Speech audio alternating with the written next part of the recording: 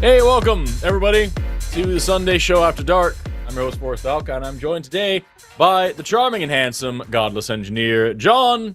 How are you? What's up? I'm doing pretty good. What's up, heathens? How y'all doing? We got a great show for everybody today. As always, we have a number on the bottom of the screen, 720-619-2288, or you can use the web link in the description if you're outside of the U.S. If you want to call in and talk to people who disagree with you about specific things. We don't believe in any gods. We don't believe that any gods are good. Certainly don't believe in the Bible. I think the title of today's show is like The Bible is Junk, so we'll be talking about Christianity and the Bible quite a lot. We don't believe in the positive messaging of Christianity. I think Christianity is a pretty hideous religion with some horrible things to say and just some awful lessons to teach to people. Don't believe that it should be taught in school. Don't believe that it should be forced upon us in public spaces, and that the government should make deference to the whatever the blah blah blahs. I've been seeing a lot of posts recently. We got to get God back into schools, and we got to get them to put the 10 Commandments in the Capitol again, and that'll save everything. Terrible ideas. We want to talk about it.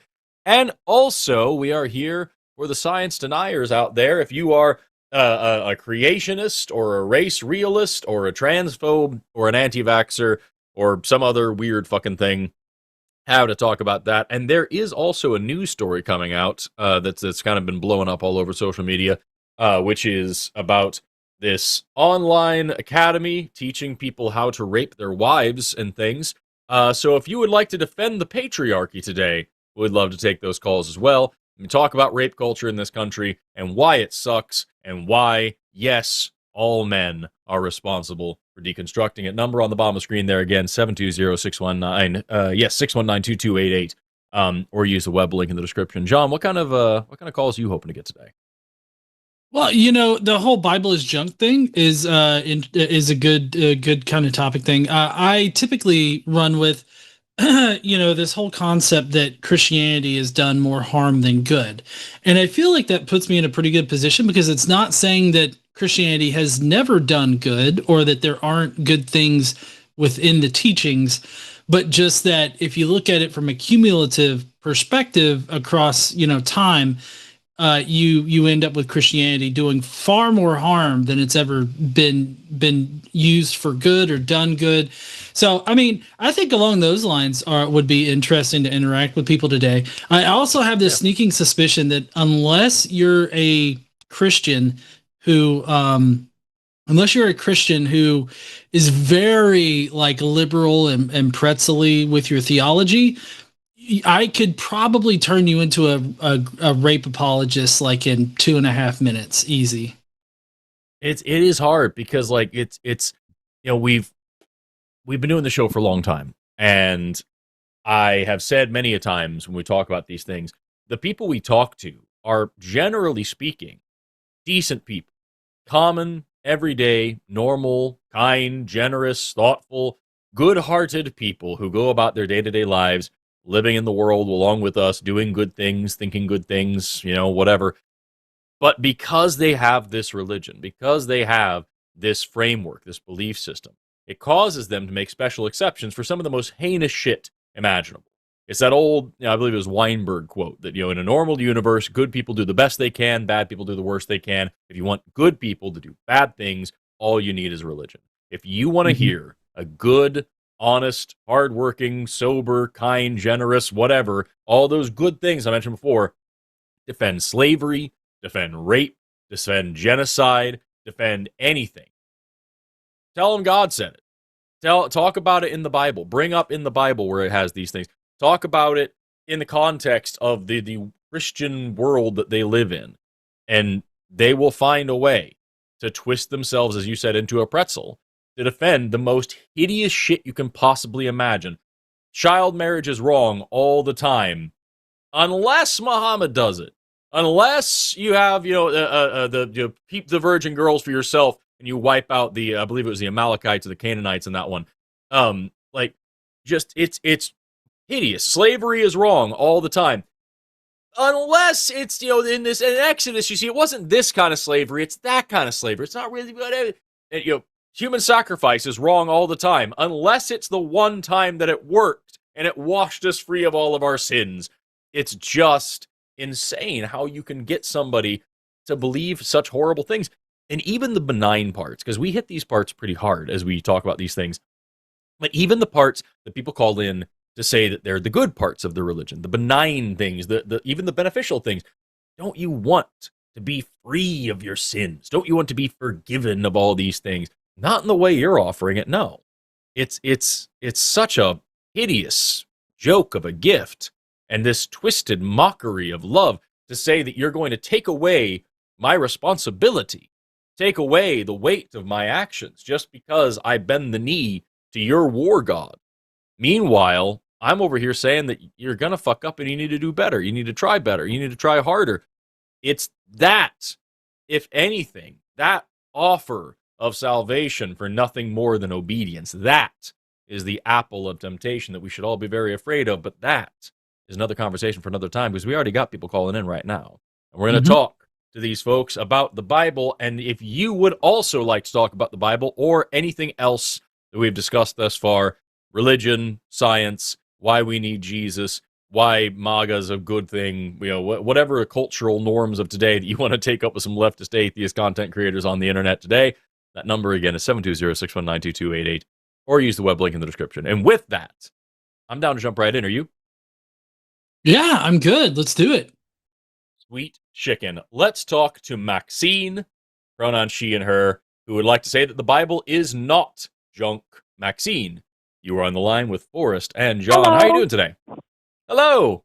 How are you doing today? I'm all right. Good, I'm good. How are you doing? I'm good. Doing what good. Can I do for you? What do you want to talk about? So first of all, just to kind of like get into the debate, I just wanted to ask, like, why, in your opinion, do you think that the Bible is junk?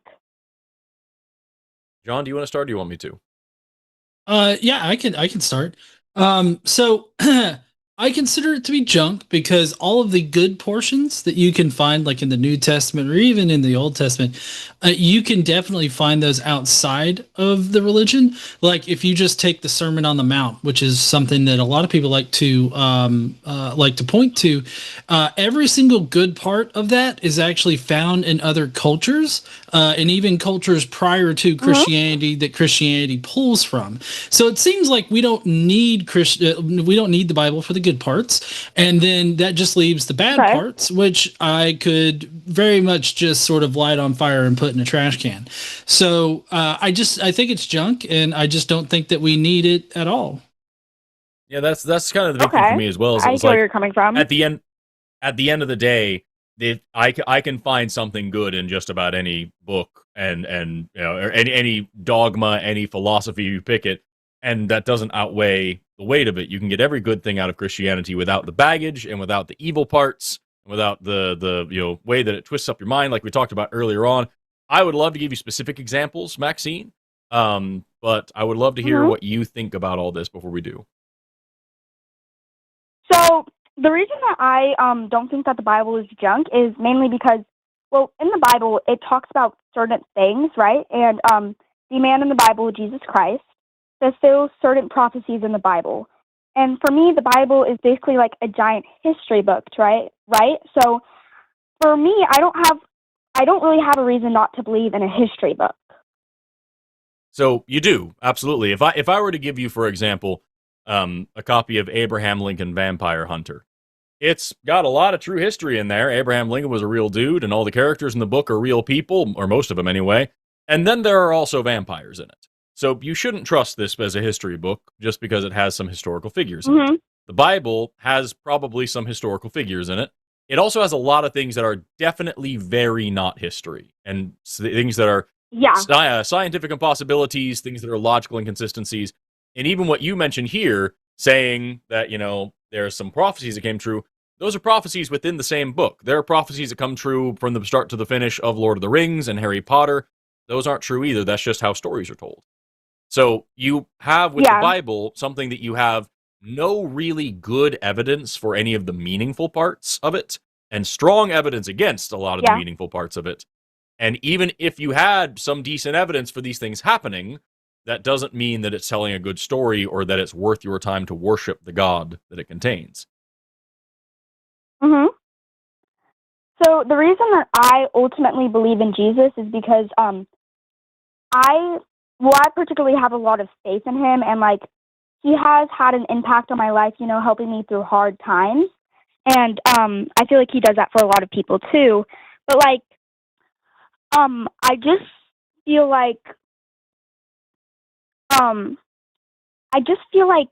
that there's like proof of Jesus walking, and there's other proof of Jesus too. Yeah. So I've had my finger on the mute button for a minute because from the beginning our chat has been saying that you're probably just some troll from another show. The reason why, Maxine, we gave you some time to actually say what you're saying here is because we want to show just how insidious this whole religion is. The fact that you are comfortable using this kind of stuff to giggle on the internet and play whatever music, it shows what this kind of religion makes you think of people and how you value their time. Also, the things that you've said in this call are not unlike what other Christians say, and they're just as vapid and just as meaningless to us as when they come from anywhere else. So, at the end of the day, Maxine, I don't know if you do believe in a God or not, but if you do, and it sent you, it did a bad job. And you have now successfully led a lot more people away from your religion by showing the way that it makes people behave. Anyway, I hope you grow up a little bit more, Maxine, and I hope that you find your way out of religion because you deserve a better life than whatever Jesus can offer you. That God is a monster, and I would never worship it even if it was real. Bye-bye. Man, my camera is lagging up something fierce. You seeing this? I'm looking choppy as a biscuit. Yeah, apparently my mic was a little hot. Is it sounding better? I turned it down a little bit on my end. Well, now it's loud as fuck, but it's rich. It's beautiful. Yeah. Oh, is it still loud? I turned it down. That's weird. As you were speaking, it got louder for me. Oh, that's okay. I don't know what's going on there. No. Weird. It might be something in Zoom. You might have to check that Zoom isn't like boosting your audio or something.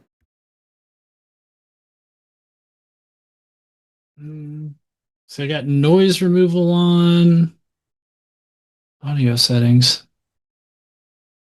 It's been nothing but tech issues for the last 4 hours. So. I was gonna say my camera's clipping like crazy. John's got mic issues. Everything's just strange. As long as is my audio coming through okay at least? Yeah, your audio is good. Phenomenal. Well, that's all that matters. People yeah, it's just mine that's a bit messed up. Just do yourself a favor and don't stare at my ugly face anyway. I just did a speed test. My speed up and down is exceptional. So, who knows, man? Who knows what's going on? Maybe it's just our amazing Zoom system that Jimmy Snow has insisted on. Give me 2 seconds. Let me cycle through and come back in. John, fill the void for a second for me, please. Okay. Yeah, so Maxine was a bit of a problematic thing. I'm still trying to get my audio. It does have this automatically adjust microphone volume, and we're gonna not do that. I don't know if that's gonna be sounding better. It doesn't look like it's sounding better. Is it? Okay. Yeah, I turned that off. I don't know why that got turned on. That's kind of weird. But yeah, as far as the Bible being crap, I actually had somebody challenge me on the whole Sermon on the Mount. And like they were like, find for me something bad in the Sermon on the Mount. And it's like, I'm not saying that I can find something bad in it. What I'm saying is that the Bible has bad things in it that has been set forth in society. It's been used to establish those things, and whatever good things you think that you can find in like the Sermon on the Mount, you could definitely find it in other places. So like you don't need the Bible for that. And I went through looking in other cultures, and like there's Chinese religions that have a lot of the same things. Like Buddhism has a lot of the same stuff, and then of course Judaism has a lot of the same stuff that's in the Sermon on the Mount. So it's like it's not unique. You can find it other places. That's the biggest thing for me is like it's when we talk about this stuff, like very often people pretend like what we're talking about, there's only one way to get it, and that is only through Christianity. The Christianity purports that it has a monopoly on goodness and on good behavior and on morality and on love and on community and all these other things. And at the end of the day, like I refuse to sit here and pretend like people were going around for thousands and thousands of years not understanding that they need to behave themselves, not understanding that it's wrong to kill, not understanding that it's wrong to steal, not understanding that it's wrong I guess Christianity does the opposite of tell you not to have slaves or rape or anything like that. But that's the point is like to believe that they had to be told not to lie one day on Mount Sinai. And before then, they were just aloof, waiting for somebody to let them know what to do. It's insulting. It's ridiculous. As I'm sitting here vamping, going through this thing and trying to figure out what the hell is going on with my Zoom because I know my internet connection is beyond solid. So, John, do you want to start the next call while I dick around with this? Because the audience, I'm sure, is loving hearing me complain about what this stupid app is doing. But like, I wanna give them the show too. Yeah, sure. We can go ahead and bring up V over there calling in from the UK. What's up, V? I remember talking to you before. How you doing? I'm doing good. Yeah, I couldn't fall asleep, so I just decided to hop on the line, talk to you guys. How are you guys doing? Never had a bad hour. Wait, no. How dare you? How dare you do this to me? Well, yeah. Sorry, do you want to start? Okay. So sorry, V. I had something playing in my ear on my end. What did you want to talk about again? Sorry. Yeah. I mean, I'm agnostic, and I do agree with a lot of the points that you make. That there are good things in the Bible, we can find them elsewhere. There are obviously bad things in the Bible as well, but I don't think calling it junk necessarily is fair. But okay, well, what do outline and aim your points? Well, I was just gonna ask, like, what do you think isn't junk in the Bible? Like, is there anything that you can find in the Bible that isn't junk that is only found in the Bible?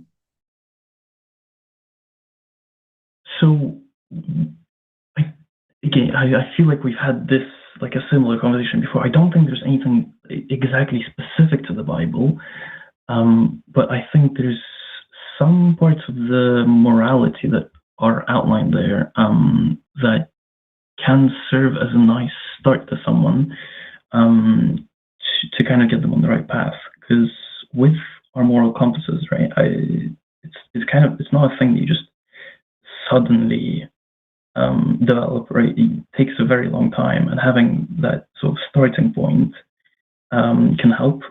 For me, I think one of the things that really stands out is like turn the other cheek. To learn to forgive, essentially, is a really nice starting point. Well, yeah, but see, that's my point. The whole turn the other cheek thing, that's found in other places. Oh, you are crazy quiet now. What a show, y'all. What a show. Technical issues with GE. How's that? Nope. A little bit better, but not a lot. This is This is so stupid. This is so stupid.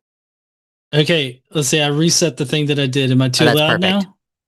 It's fine. Perfect. Just don't worry about it. Don't touch it. Don't touch it. But yeah, so like the turn the other cheek thing, you can find that in other places. I can get my notes out for where that's found at, but so like I get that you want to maybe salvage some parts of the Bible. I just don't see any benefit. Like I feel like if we can either get it from outside the Bible, or maybe these are just common things that promote functioning society or a functioning people group, then these are gonna appear, or these are gonna become apparent anyways, without religion, without the Bible. So the only thing in this particular respect, the only thing that the Bible brings is systemic oppression of minority groups. It only brings all of the bad parts. That's the things that it actually contributes, is like the horrible parts of it that's been used to oppress people like in the BIPOC community, women, people in the LGBTQ plus community. Like those are the only things that it actually does. So why keep it around for the small little slivers of the good parts that we can get from other places? So, like, I do hear somewhat what you're saying. Like, I hate using analogies, but because they're practically never like accurate. I think the analogy that I kind of want to use here is when we look at medicine in like ancient times, like surgery was very violent. Just there was a lot of murder that had to come from like early days surgery for us to get to the point where we are now, where it reliably saves lives instead of just essentially slicing people open. And in that sort of way, I think the Bible it can bring harm, and it has before, and it still does in a lot of cases of abuse. But I think to some people it has served a purpose of beneficial nature. Well, right, so you could apply like, that to anything. Sorry, Forrest, could you say that again? I can hear you. No, I apologize. I was just saying you can apply that to just about anything. I'm sure they're pick the most heinous and hideous ideology you can think of. There's somebody who has been benefited from it. So like the utility of religion and the utility of the Bible doesn't really tell me anything. I can point to, Ayn Rand, man, the Fountainhead and Atlas Shrugged and whatnot. There are plenty of people that have been very much benefited from it, and there are some good concepts in objectivist philosophy. It lines up pretty well with the ancient Stoic philosophy that I enjoy, until you get to the concept of how to deal with other people, and then it falls apart. And we're talking about how charity is a bad thing because you need to, cull the weak, and you get into social Darwinism real quick. And so, like, I don't know, man. To have the Bible as a thing, and then you're like, well, there's some good parts in here, and there's some stuff that we can really utilize, something we can enjoy, and some stuff that really helps people. You just have to hope you don't read it the way that the KKK reads it, the way the Nazis read it, the way that the Lord's Resistance Army reads it, the way that any other Christian terrorist group or slavers or racists or whatever else reads it. If you're not reading it like what's that fucking place? The God Hates Everybody, Westboro Baptist Church, then you're probably okay. It's just not a risk that I'm willing to take. I would rather focus on better education and better philosophical discussions than trying to pick the bits of corn out of this turd of the Bible. Yeah, Forrest, when you said the God Hates Everybody church, I started listing in my head. There's so many. What do you mean? The IFB, the NIFB, the Mark Driscoll specifically. Yeah, I did want to add. I wanted to circle back around to this with the turn the other cheek thing there, V. And just because I mentioned it, I wanted to support it. So the turn the other cheek actually comes from the Old Testament in Lamentations 3:30. It says, "Let him offer his cheek to one who would strike him." and that was around 586 BCE. And then you can even go outside of the Mediterranean area with the Chinese tradition from Tao Te Ching, chapter 22, Laozai, from 600 BCE, that says yield and overcome. And then in the Hindu tradition, you have one that says one should forgive under an injury. The continuation of the species is through forgiveness, which is, incredibly similar to turn the other cheek. Similar thing. That's about 400 BCE. And then in the Buddhist tradition, in Dhammapada 335, it says, hatred does not cease by hatred. Hatred ceases by love. So, like, we have other sources for that, and it seems to be just a running, like, idea, right? I mean, I do, again, I hear what you're saying, and it is kind of difficult to argue against it. I guess I'm kind of trying to play devil's advocate, because I think, to me, it's just like, I've been kind of taught to allow people to believe what they believe, and it does make sense that you see this in other places. Buddhism, for some reason, stood out to me. My uncle is Buddhist. It's like a long story, but I guess going off of that, and this is kind of going away from the topic of the discussion, but what is there any way, any reason why you guys aren't Buddhist? Because I don't think I've ever heard you speak about this. I'm sorry, could you repeat that? He asks, is there any reason why we're not Buddhist? Oh, okay. For me, I think that there's some parts of it that are pretty neat. I'm not 100% bought into the entire philosophy, though. I like the idea of the Eightfold Path. I don't like the idea of complete loss of attachments. I think attachments are a good thing in a lot of ways, but I get where they're coming from, Yeah, and I mean, I just intellectually speaking, and like just for my own self, like I just don't feel the need to have a religion to like tell me anything about life. Like I feel like I've been able to find my way in life and be a good person and do good things without needing any of that. I mean, that is fair enough. I was more so curious. With Christianity, you can definitely argue solidly that the Bible has some pretty messed up parts.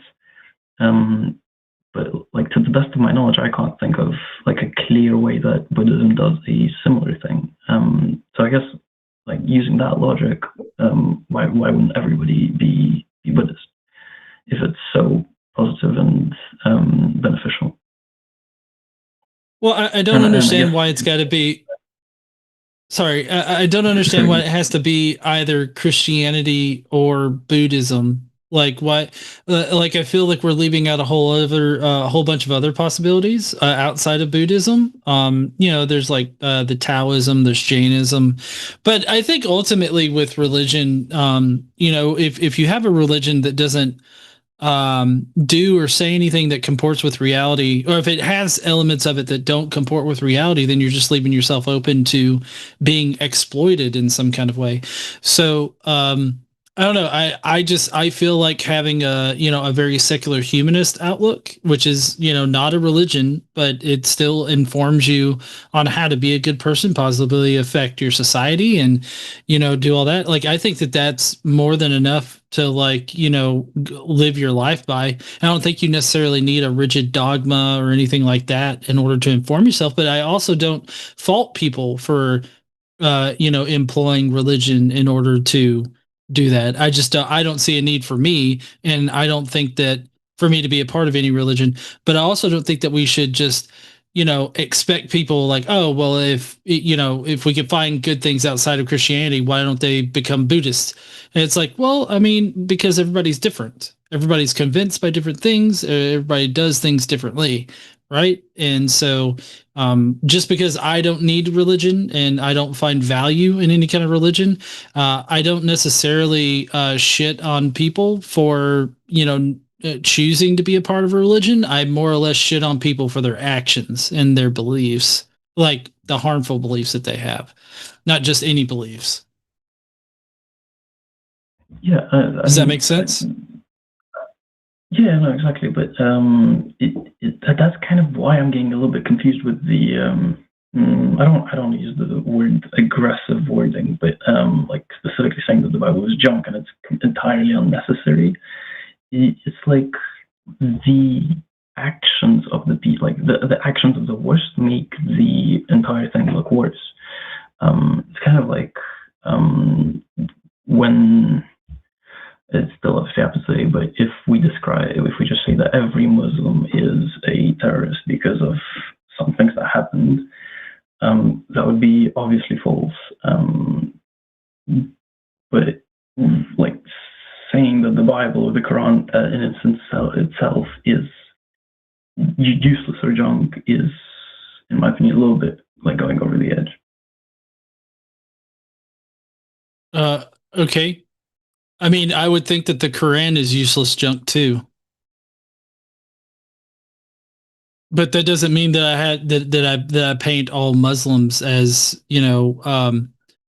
terrorists or anything like that. I do think that would be very prejudicial and wrong. But I mean, so maybe V, can we agree that Christianity, because it's been used as such a strong force in history and that it's had such a strong effect on various civilizations and it's had a ripple effect on those civilizations, wouldn't you agree that Christianity has done like more harm than it than it has done good? I mean, it's very. I can see how, like, why would you say why you would say this? And there is a lot of harm that Christianity has done.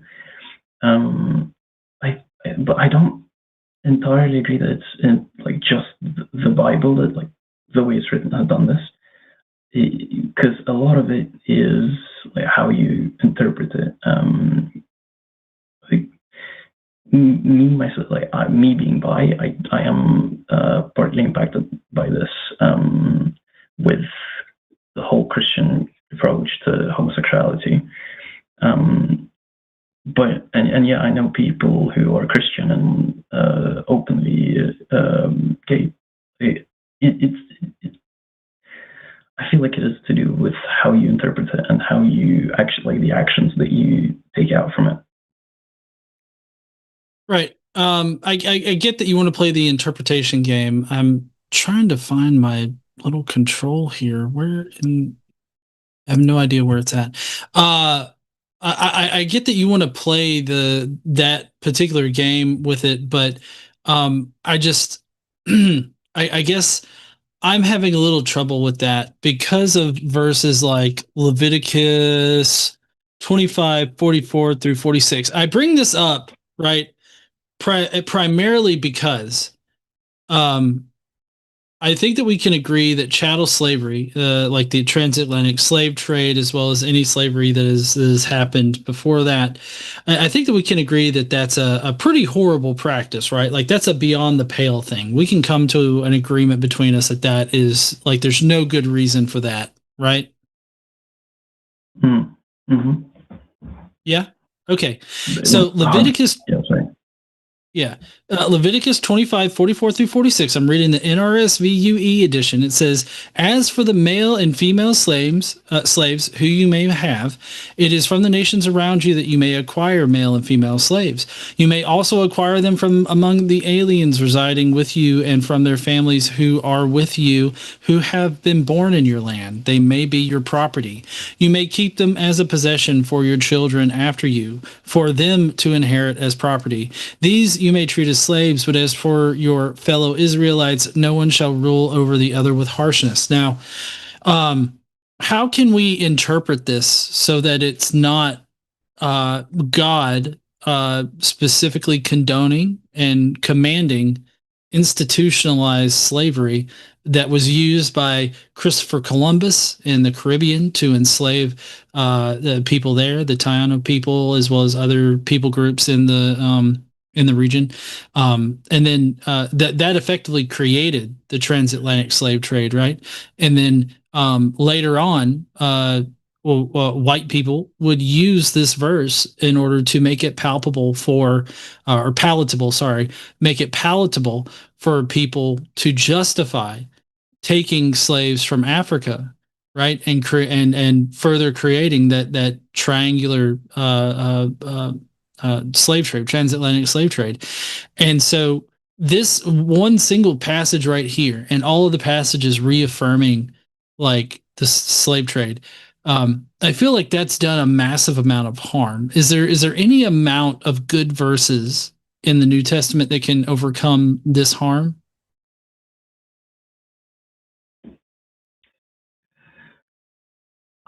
Again, I see what you're saying, and it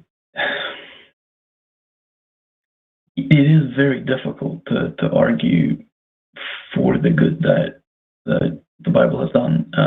Maybe when I said interpretation, I don't necessarily mean like literally how you interpret the words written in the Bible. I mean more so using your own senses to kind of understand which bits of the Bible to potentially agree with, to maybe think, is this something I should be thinking, like actually doing? Like if someone came up to me on the street and said, yo, love everybody around you, but also, and then said some absolutely outrageous thing like child slavery, right? Like I'm not just gonna ignore that first statement because I understand that the second statement is false. It's kind of like that sort of thing where you have to, I think it can serve as a good foundation to get people to think about like your life and people around you more. But obviously you have to use your own senses to and other experiences to maybe consider it more, and like not just blindly follow it. Well, I feel like at that point, what you're doing is you're employing your own sense of morality, your own like moral foundation in order to sift through the bad stuff in the Bible in order to come out with, you know, just a confirmation bias, right? Just confirming what you already feel. And I don't think that you need to search the Bible to confirm what you already know. Like if you're already using your moral foundation in order to cherry pick the Bible for the good parts and to reinterpret the Bible so that it doesn't say, like for instance, enslave people or rape 14-year-old children or create a sex trafficking trade like Epstein did. Like if you're having to work overtime in order to change the Bible, change God's supposed holy word into something that's not completely horrible, then why not just do away with the Bible, right? Set it aside. And then you just do that thing yourself without including the Bible. Because you could like the Bible's an extra step at that point.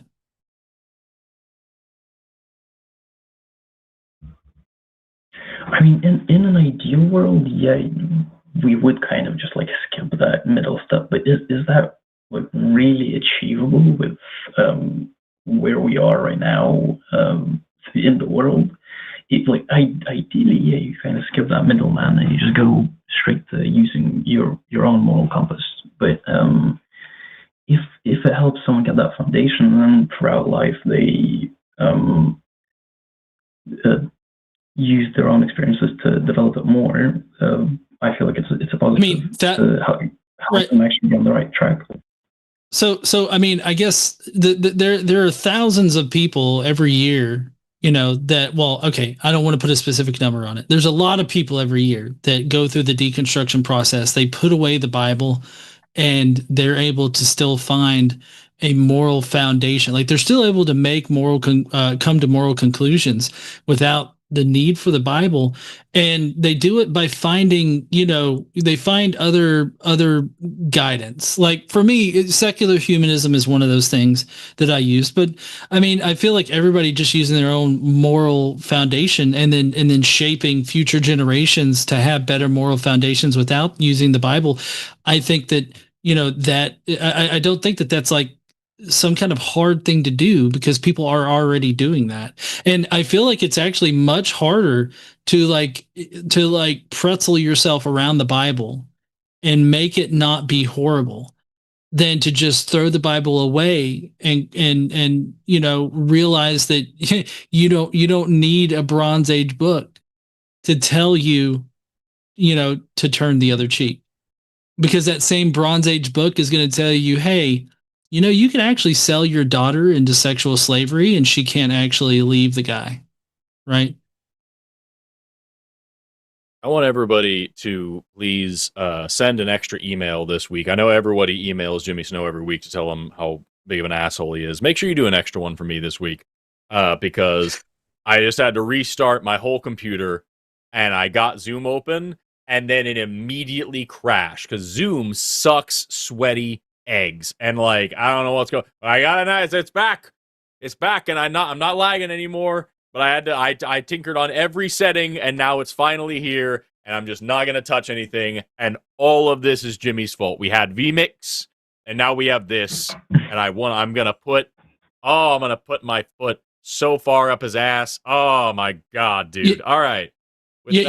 Forrest, I'm right there with you. First, it was the John, you got to wear sleeves, and now it's Forrest's computer. Like, this is bullshit. Exactly. And it is entirely his fault. It is entirely his fault. John's audio issues, John's sleeve issues, my computer issues. I've got 2 gigs up and down right now. I've got a phenomenal connection, and Zoom itself just crashes every time I open it on this godforsaken computer. This expensive piece of shit that I paid so much to build, and Jimmy helped build. So that's also his fault. I'm gonna lose it. I'm gonna lose it. Anyway, I came back, and it's been 25 minutes, and I have no idea what's going on. V, have we answered your questions? Where are we going from here? I think I don't want to take too much of your time, guys, because I've served as the kind of lab rat to try and get Forrest stuff to work, but it is kind of just I agree with you. There's not that much I can say to kind of back up my points. It just feels a little bit, I guess it's because I've been raised to kind of allow other people to believe what they believe, and it's a little bit hard to kind of say we can just skip the Bible and just go to believing actually good things. I did want to ask one question, because I'm outside of America. I don't know if this is happening only in America. In the beginning of the stream, you said something about a grape school, grape being taught in schools, kind of. Yeah, no, not taught in schools. Not taught in schools. So let me go and pull up the news story here. Do you know what? So like it's like an online school. It's like Phoenix University, but for rapists. It's a bad time. Yeah. So I don't know if I can make this visible, but like this is from the CNN story, which I'll post in the chat. This is their very dynamic thing here. It's literally this like massive community online of dudes learning how to drug and rape their wives, and other people along with them. And so it's man, it really sucks. Also, I think how to film it and share it to other people.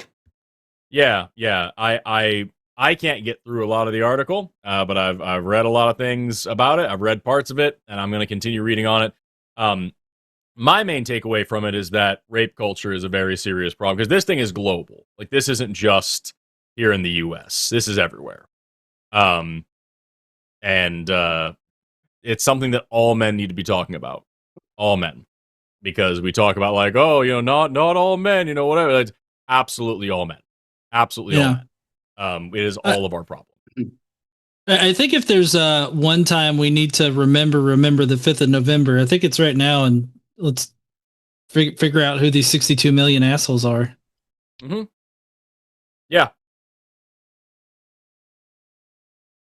That is incredibly disturbing. Yeah. Thank you for bringing that up, because that is absolutely horrid. Make sure to look into it. Yeah, it's a bad time. I know that it is it's horrible that place exists, but I have to say that, like, and I haven't looked into it a lot, but the Bible I believe it's Ephesians 5, like near the end of it, it actually sets up like the basic structure of, like, marital rape.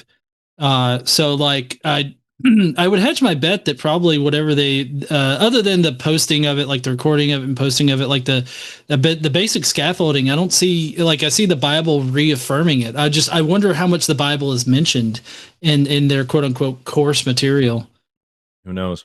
What gets me about it is that the big thing about the thing that made this story so big is not just that this thing exists. It's that in the month of February alone, that website had 62 million hits. So, and there's a bunch of men that everybody should be very worried about online right now, getting all pissed off and saying, that's not 62 million men. That just means there's 62 million visits to websites. You think 10 fucking guys went there 62 million times? Really? That is millions of men. That is millions of men that are doing this shit all around the world. And the fact that was like this, it's not the first, second, or 5,000th time that something like that has been discovered. This is just fucking massive. And we're getting this on the back of the Epstein cover-up is still going on here in the U.S. Our president, the pedophile, is still hiding the names of other pedophiles and doxing the names of victims of pedophiles. And what we know for sure, even though we don't know these names, we know for sure that the names that have been released are politicians, kings, business people, billionaires, celebrities, scientists, high-ranking officials in universities and governments all over the world. We are learning more and more and more just how absolutely insanely, atrociously, horrifically monstrous all of this world is. And the argument that's being levied against this information is that this is the status quo. And that, to me, is the scariest fucking part. Is that, yeah, it is. This is absolutely how the world has been running for a very long time. And still is. Because people in power are still okay with this. And it makes you ask the necessary follow-up question, what else is being ignored because of the status quo at this moment? Because people in power do it too. Because it's just the easiest way to get done with it. Because the amount of police officers who are also in on it, the amount of law enforcement officials and legislators who are also in on it is so severe and so extreme. You get up to that point where you realize, I don't know if you're familiar with this term, B, but here in America we had this thing called Pizzagate a little while ago, where there was this conspiracy theory, this far-right, cuckoo conspiracy theory going around that, Hillary Clinton and all these other high-ranking Democrats had a pizza restaurant that they were, like, raping children in the basement and all these things. It turns out the fucking crazy Pizzagate people that we were laughing at a little while ago, they were damn right just about the wrong people and had no idea how big it was. And so now here we are trying to figure out what the fuck's going on in our world. And it is up to all of us, especially us dudes, to try to make it right, because it is our problem. It may not be your fault specifically, but it is absolutely your problem. If you're a man, you're part of this. And we got to be the ones call out our fellow men and try to fix it. Because it is all men until it's no more. It is absolutely diabolical that is happening, and it's kind of why women pick the bear, if you know what I mean, like with the whole Forrest. Absolutely. Yeah, absolutely. Bear was the bad thing. Bears don't have a fucking online rape academy with millions of people on it. Bears don't have that. At this point, who knows, man? On that very positive note, I think I will let you speak to the other guests, because I don't want to take too much of your time. But it's been a pleasure to chat. Thank you for always love what you do. and I hope you don't have a bad day. Don't plan on it. Take care, V. See you later. So, Forrest, I have to ask: is it still never had a bad day? You know what? I made it through 9/11. I'll make it through this one. I just, man, what a world we live in. You know, it's a bad place. It's a really bad place. And my philosophy of being happy to be a part of the world is still a thing. But boy, do I want to change it. And that's the big thing about skepticism, y'all. We talk about on this shows, we talk about skepticism and skeptical nature, and a lot of people conflate the term skepticism with the term atheism. And they think that skepticism is just another way to say I don't believe in any gods. And especially if you get into like the kind of, I believe they were called the New Age atheists and all the new atheist movements and all the things that you find this kind of culture online where like the more exciting an idea, the more progressive an idea, the more popular an idea, the more people that are benefiting from an idea, the more important it is to disagree with that idea. And that's being skeptical. And the more people that you offend and hurt, the more skeptical you are. And so you have these people that are out here being shitty about religion, not because they have an actual problem with it, not because they actually have reasons to detail that, but just using the word, they're using hateful words and hateful language to get a rise out of religious people just to do that. The valid criticisms, because I think that when we talk about, you know, the right in this country being fascist, and we talk about ICE being Nazis and Gestapo, I think that those are very appropriate terms. But there is also valid criticism that a lot of people and liberals and whatnot do just use the word Nazi for absolutely everything, and so do a lot of more conservatives, I think, than liberals, but that doesn't matter. But like that concept of overusing these terms, it's the same kind of thing. And you see this idea of like, oh, well, if I'm anti-LGBT and I'm anti-feminist and I'm anti-woke and I'm all these things, that just means I'm a super skeptical, big-brained, you know, giga chad that knows everything. I can see through the matrix. It's like, no, you're just an asshole.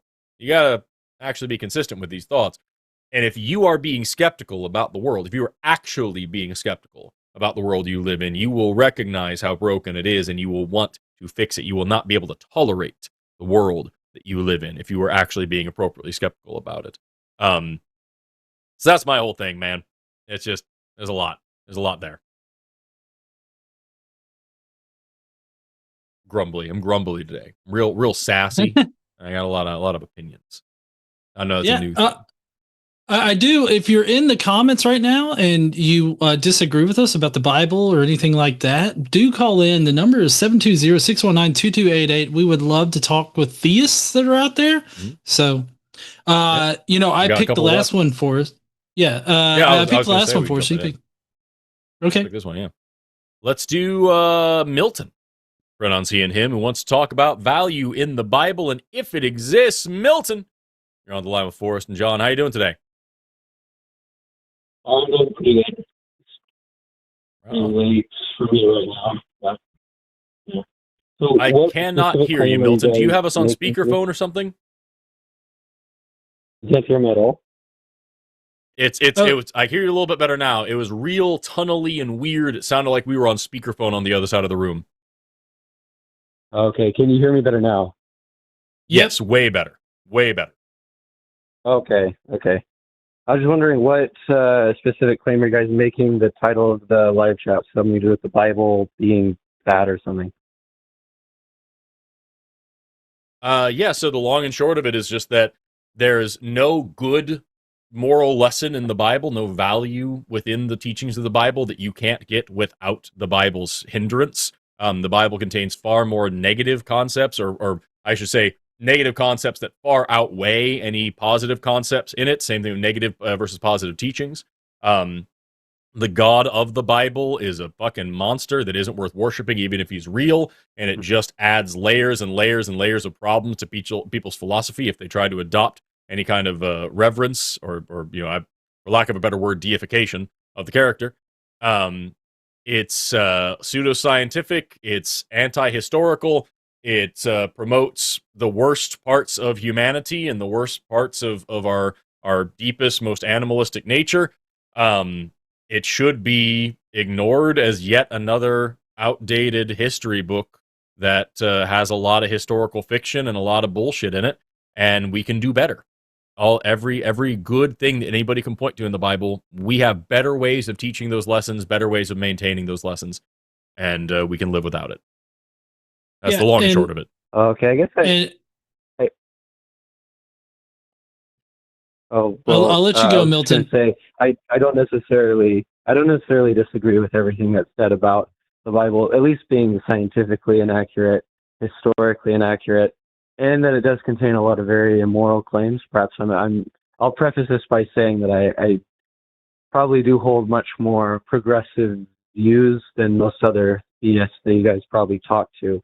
But I would agree with most of what you said there, although my primary thing, because I personally was at one point, well, I would have called myself an atheist, kind of the new atheist type of movement thingy, and I kind of distanced myself away from that for a little bit and came out with some of the ideas of new atheism, like Noah's flood didn't happen, slavery in the Bible is wrong, but also embracing a lot of the impact that the Bible has had upon Western society and Western literature in particular, the Bible being the text of Western literature, and a lot of the stories and symbolism that comes out of the Bible having the impact that's had upon Western society for better and for worse, and also the teachings of Jesus specifically as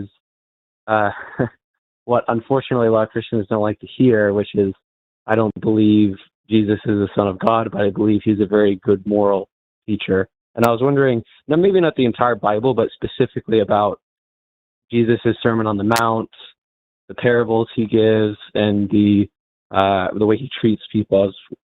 What about that part of the Bible? So as far as treating people, do you mean calling a woman a bitch and then making her beg for him to heal her child? Like that's the good thing that you're talking about then? The Canaanite woman, that story where Jesus tells his disciples that we're only to preach to the Jews, and then a woman, who's a Canaanite, goes to Jesus and says, daughter is not well. And then after she continues to beg, he does heal her daughter and says that her faith had made her whole. She demonstrated a great deal of faith by continuing to ask Jesus to heal her daughter, even after Jesus rejected her, because she knew that Jesus could heal her. That's what and even if it, perhaps not believed to be a historical Milton event, could show a great deal of trust. Hold on, Milton. Okay. Let's put you in Jesus's position here. If you're walking along and a woman comes up to you and is like, "Help me, please, my daughter needs help," are you gonna look her in the face and be like, "Bitch, I don't give scraps to dogs," or whatever in the fuck he said? Like, are you gonna make her basically denigrate herself in order to get your help? Is that what you're gonna do? No, I would not. But there are a few key differences. One is that I am not. If you do actually believe what most Christians believe, that Jesus is God and so on and so forth, and surely he would know that this woman had the faith and trust in him to ask again. Right. Are you going to require a woman? The woman that's asking you for help for her child? Are you going to require some kind of faith commitment from her, or some kind of like prior commitment that she's going to do something for you? In order for you to help her? Like, is that? I mean, is that what we're supposed to take away from that? No, what we're supposed to take away from it is her faith, power, the amount of trust she had in Jesus. And another side point. I feel like you're not listening. Hold on. I feel like you're not listening to my contention. Maybe can you? What I think you're saying is. Yeah, that's what I was going to ask. Yeah, basically, from what I say, you're raising a contention with the story about essentially if Jesus was quite as good as we say he is, then surely he would just give freely to individuals without really requiring anything of them, so to speak. Instead of healing this individual's daughter without requiring her to beg, to get on her knees, to plead even more. And right. slight concern. Where I wanted to primarily come at it from the Bible is more of a, as I mentioned the Bible earlier, the Bible is the urtext of Western literature and has had a considerable influence on Western society in many key ways. I primarily now, with a much less, dare I say, magical worldview of when I was much younger, much less literal interpretation of the Bible, primarily read it as literature, as mythology, as okay. So Milton, story. Milton, yeah, Milton. I've tried to let you go on a little bit here. So we handled the whole Jesus calling a woman a bitch and making her beg in order to heal her child. I get the sense that you would disagree with forcing a woman to like bow down and beg you in order to help her child, right? Like you wouldn't do that. So I mean, you differ with Jesus on that part, and I think that that's good. I do want to go to the whole. Right. Yeah. So you think Jesus was shitty in that situation. Now, I commend you for thinking Jesus is shitty in that particular part. And then, but I do want to sort of discuss, and so I don't mean to lock Forrest out of this conversation, but you're fine. I have different things. Okay. You're talking about how the Bible is the text of Western literature and all this other stuff. So would you agree that Christianity is primarily the foundation with which modern the systemic misogyny and the systemic racial issues that we have is built upon the concepts that the Bible teaches and promotes? I would agree with built upon, but add on an additional word and say it gave permission for individuals to do so. I wouldn't say it pushed them to do it, but it definitely. There are verses in the Bible that definitely made people feel like they had permission to do very immoral things. I would go that far. Do you think that is enabling? Like, not that if we remove the Bible, they wouldn't have figured out some other way to do it, but just that the Bible being there and it being supposedly the Word of God, it made it more palatable for people to accept the misogyny that is worked into our systems of society and government and all that. It definitely enabled that and it made it okay, right?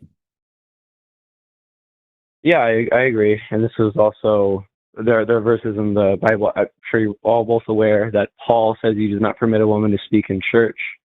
Most scholars agree that was added in at a later date, but that also shows that errors like this can show up in the Bible that do create misogyny. Paul probably never actually said that, but verses like that, we didn't even know that until like 1946, and before that, everyone just thought the Bible is the Word of God, it's infallible, and yes, I do disagree with that mindset. Okay, good. So I've yet to actually find anything in the Bible that would be beneficial in the way that you're talking about. There's other things that I could bring up too, but again, I don't want to lock Forrest out. Forrest, yeah, I know you had different things.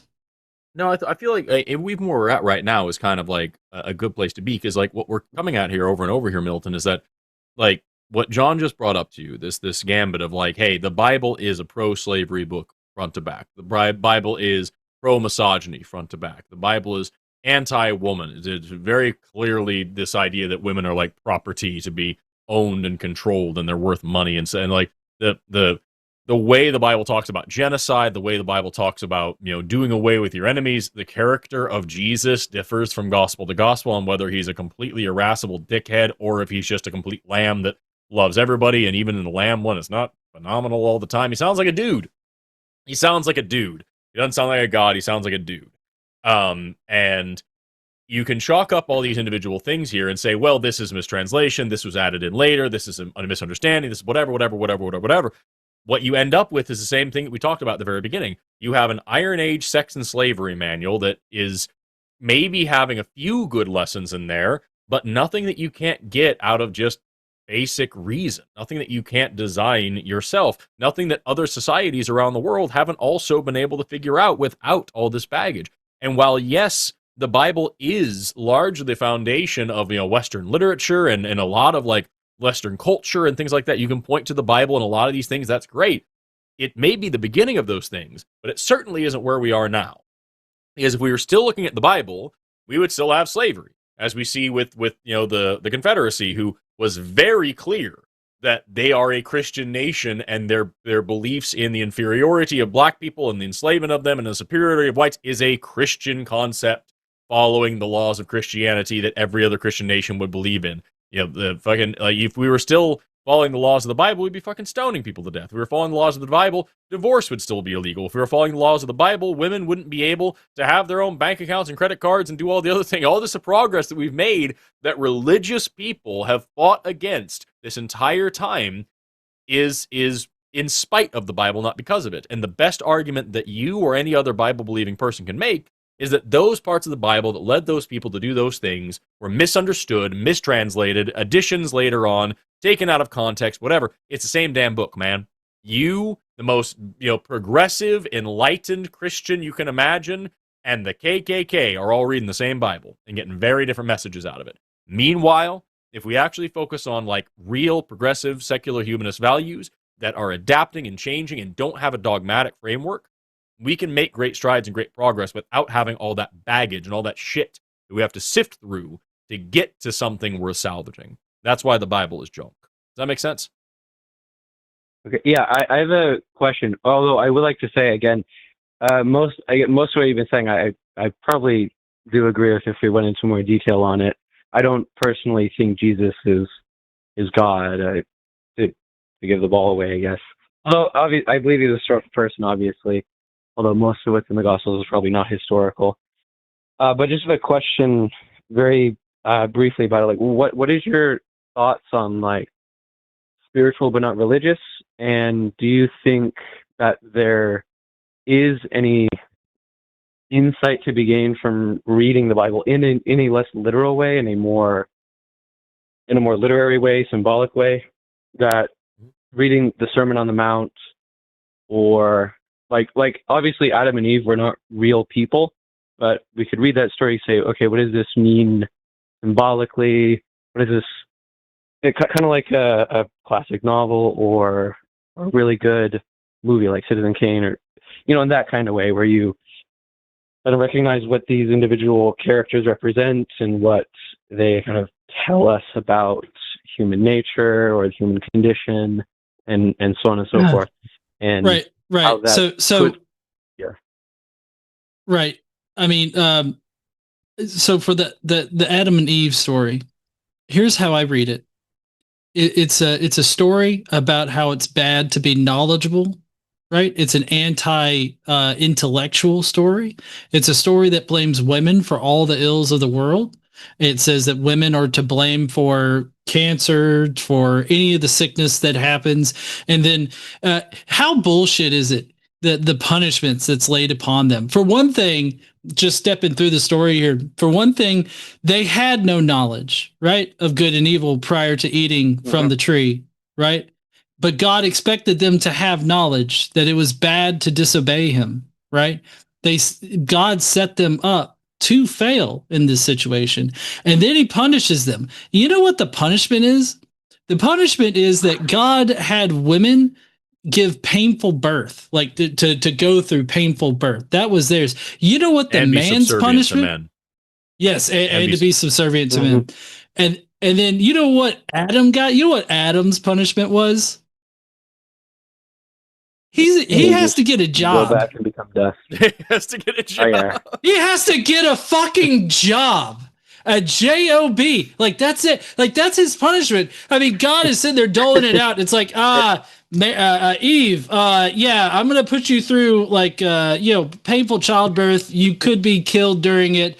Also, because of this, you're gonna go through a period. After you're like at a certain age, you're gonna start having a period that can be so painful that you vomit and everything, and cause so many other issues.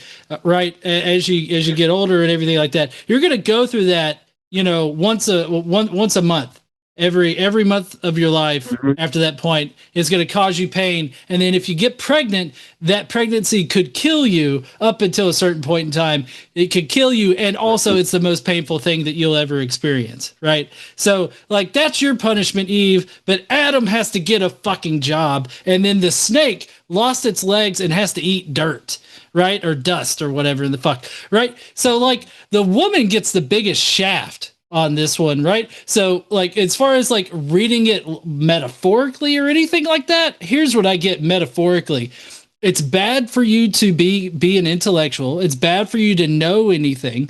Women are horrible. Women need to be blamed for everything. And the reason why women go through pain their entire lives is their own fault. So like, no, I don't think that any reading of the Garden of Eden story can be good. I think that it's reasonable to say, I would like to comment on that, because I have a brief comment on it. It's very key, because I feel like a lot of what you said is a lot of Christian assumptions, assuming that whatever God says is good.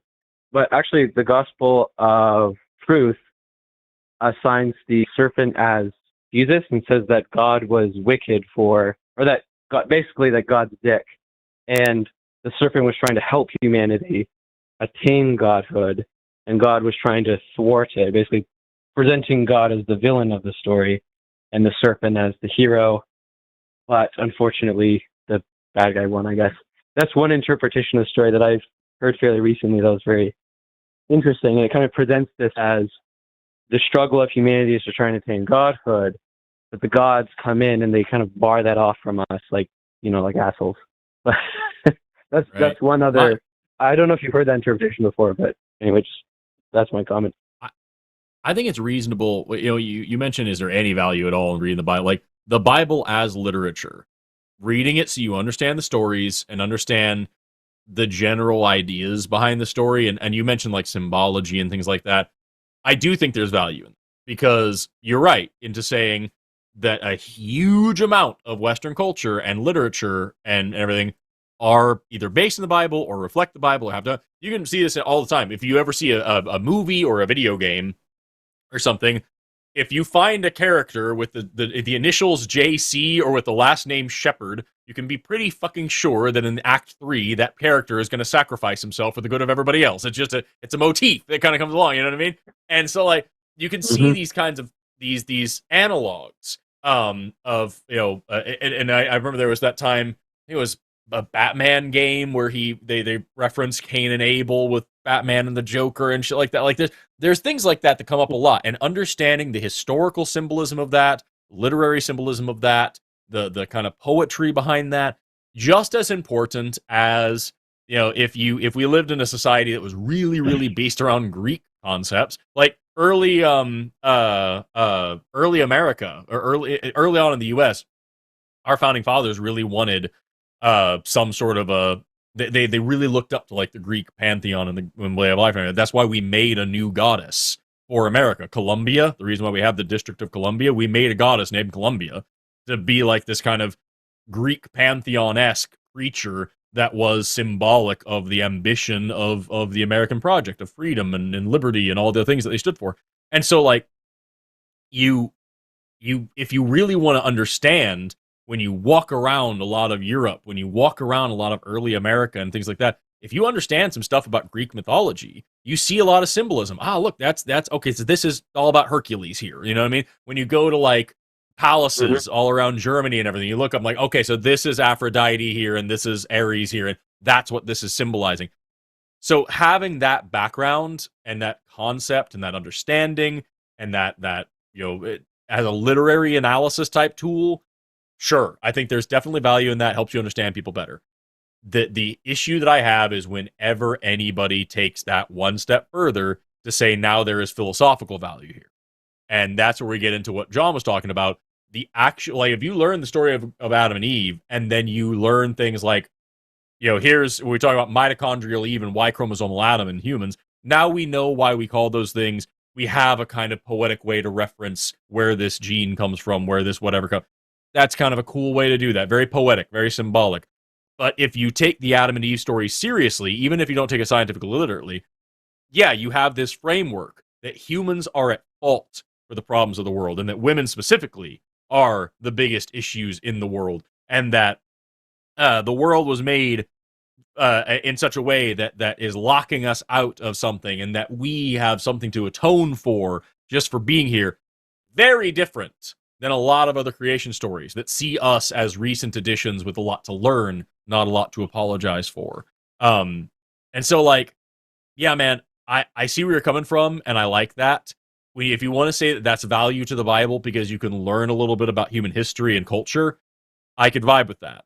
But as a document that actually teaches you about life or gives you any kind of good moral lesson, no, I don't think the Bible is worth it. Is that a place where we can agree and see eye to eye?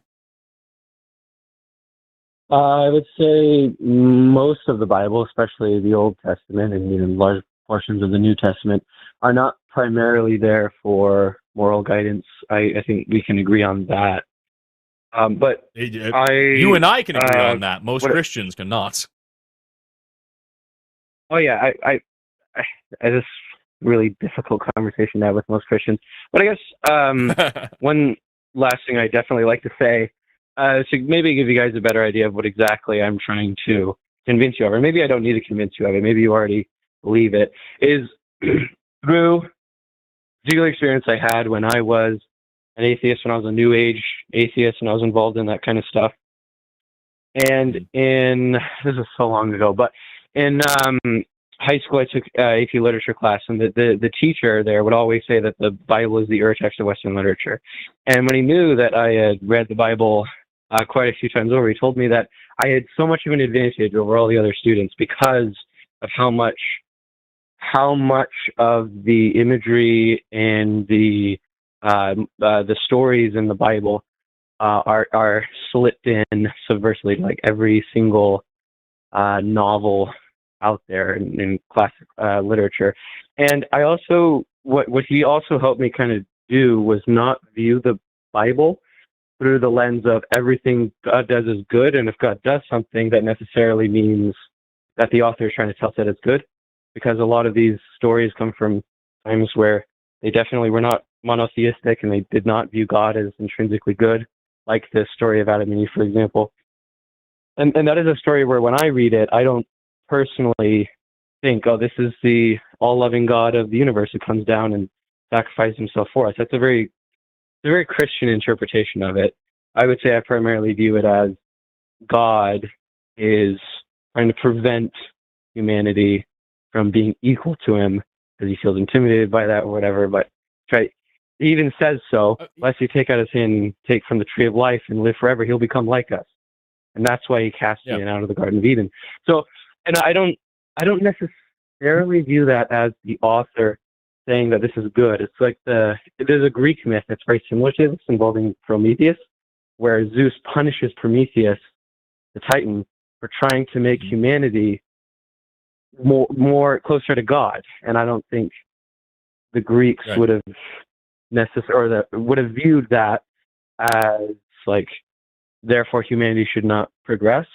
But it's opening up a sort of broader view of why we are where we are, or a poetic retelling of kind of the awful situation that we're in, so to speak. And there's many other stories too. With regard, going back to the moral claim, because that's the one that you guys really focused on, I think part of the reason why, for me personally, I don't get behind the claim that the Bible is so awful, or maybe we should be more specific about the New Testament, even more specific about the Gospel of Matthew, is that in the Synoptic Gospels, unlike the Gospel of John, but in the Synoptic Gospels, Jesus is more of a dude. He's not really God in that Gospel, in those Gospels. And he gives a lot of moral advice. He says divorce is wrong, and he is kind of a dick to non-Jews.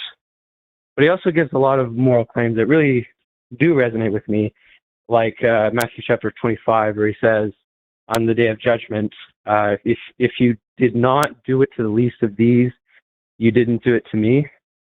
And or where he says, not all those who say unto me, Lord, Lord, will enter into the kingdom of, but only those who do the will of my Father who is in heaven. Or where he says, like how much better the world would be if we all follow the commandment to not only love your friends, but to love your enemies. So those specific parts of the Bible I do read quite a lot.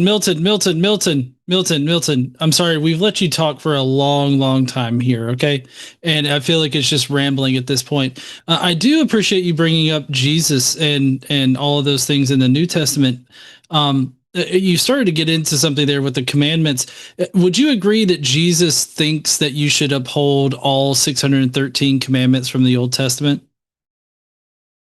In the Gospel of Matthew, he says that.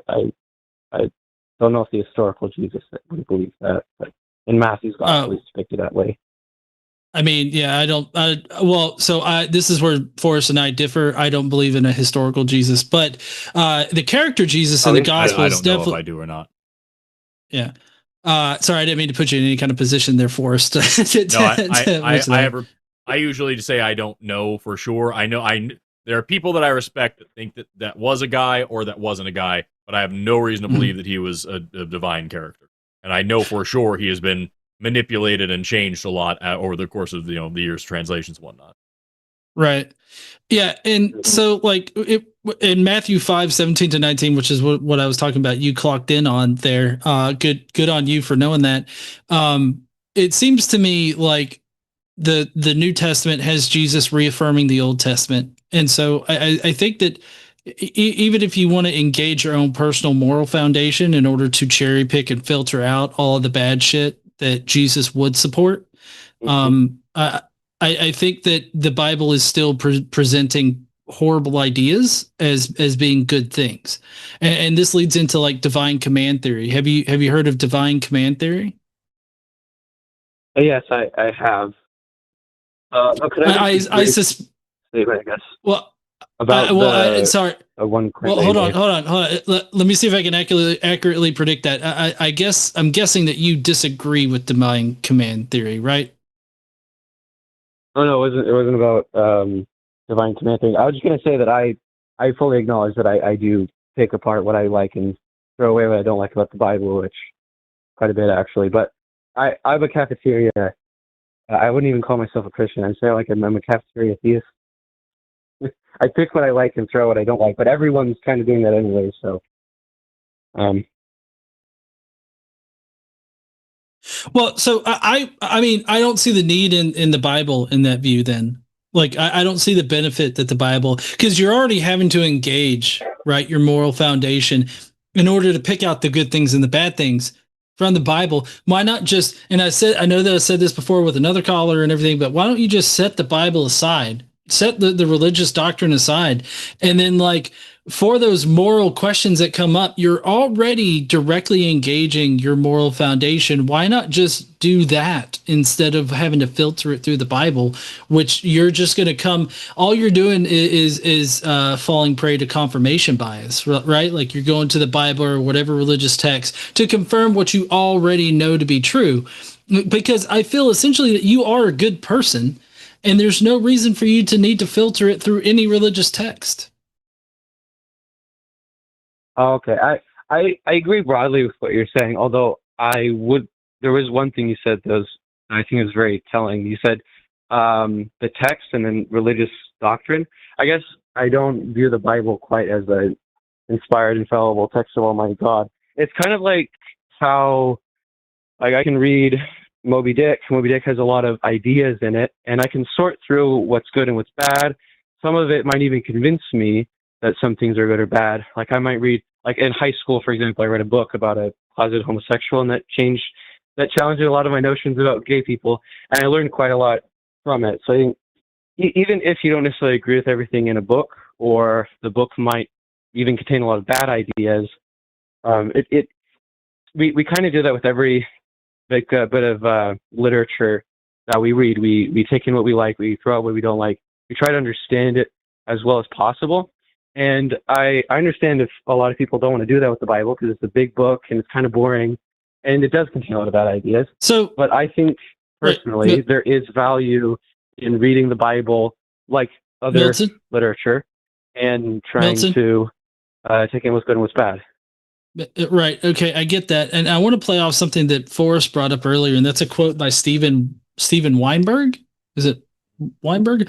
Yeah. That good people, I'm paraphrasing horribly, obviously, but good people are going to do good things and bad people are going to do bad things. But to get good people to do bad things, that takes religion. Right. And so the difference, the symmetry breaker, I guess, between what you're talking about, like reading Moby Dick or reading any other classical literature or anything like that, and versus reading the Bible, is that the Bible does have that connotation of being like this moral this moral pillar, right? That communicates how you should act, what you ought to do, and everything, right? It carries that connotation with it. And in order to convince somebody like you, an otherwise good person that would never endorse something bad, in order to convince you to do something bad, that it would take the Bible or some other religious book to convince a person to do that. Maybe not necessarily you, but because I feel like, you read through Moby Dick and you could obviously pick out the dickish parts of Moby Dick, right? You could pick out the bad things. You could pick out the good things. You don't have any kind of like deep moral connection to Moby Dick, right? But I feel like people reading the Bible, especially even if you just briefly understand that it's supposed to come from God or give some kind of moral commands or something like that, like it can convince you to do those horrible things that are commanded in the Bible. But Forrest, what are your thoughts? Sorry, I'm not trying to lock you out of the conversation. No, you're fine. No, you're fine. I feel like we've really we've covered everything here, because like that's the big thing that I've got is like introduce one other. I do have one other thought though about.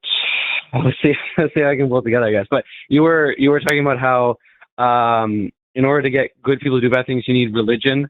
I would change that slightly and say religious identity. So I don't think the Bible alone would do that. It's primarily this insider versus outsider kind of very, I say, cultish mentality that unfortunately, a lot of Christians have. And it's why I don't identify as a Christian myself, because Christianity, it has been used to justify the Crusades, racism, so many awful things.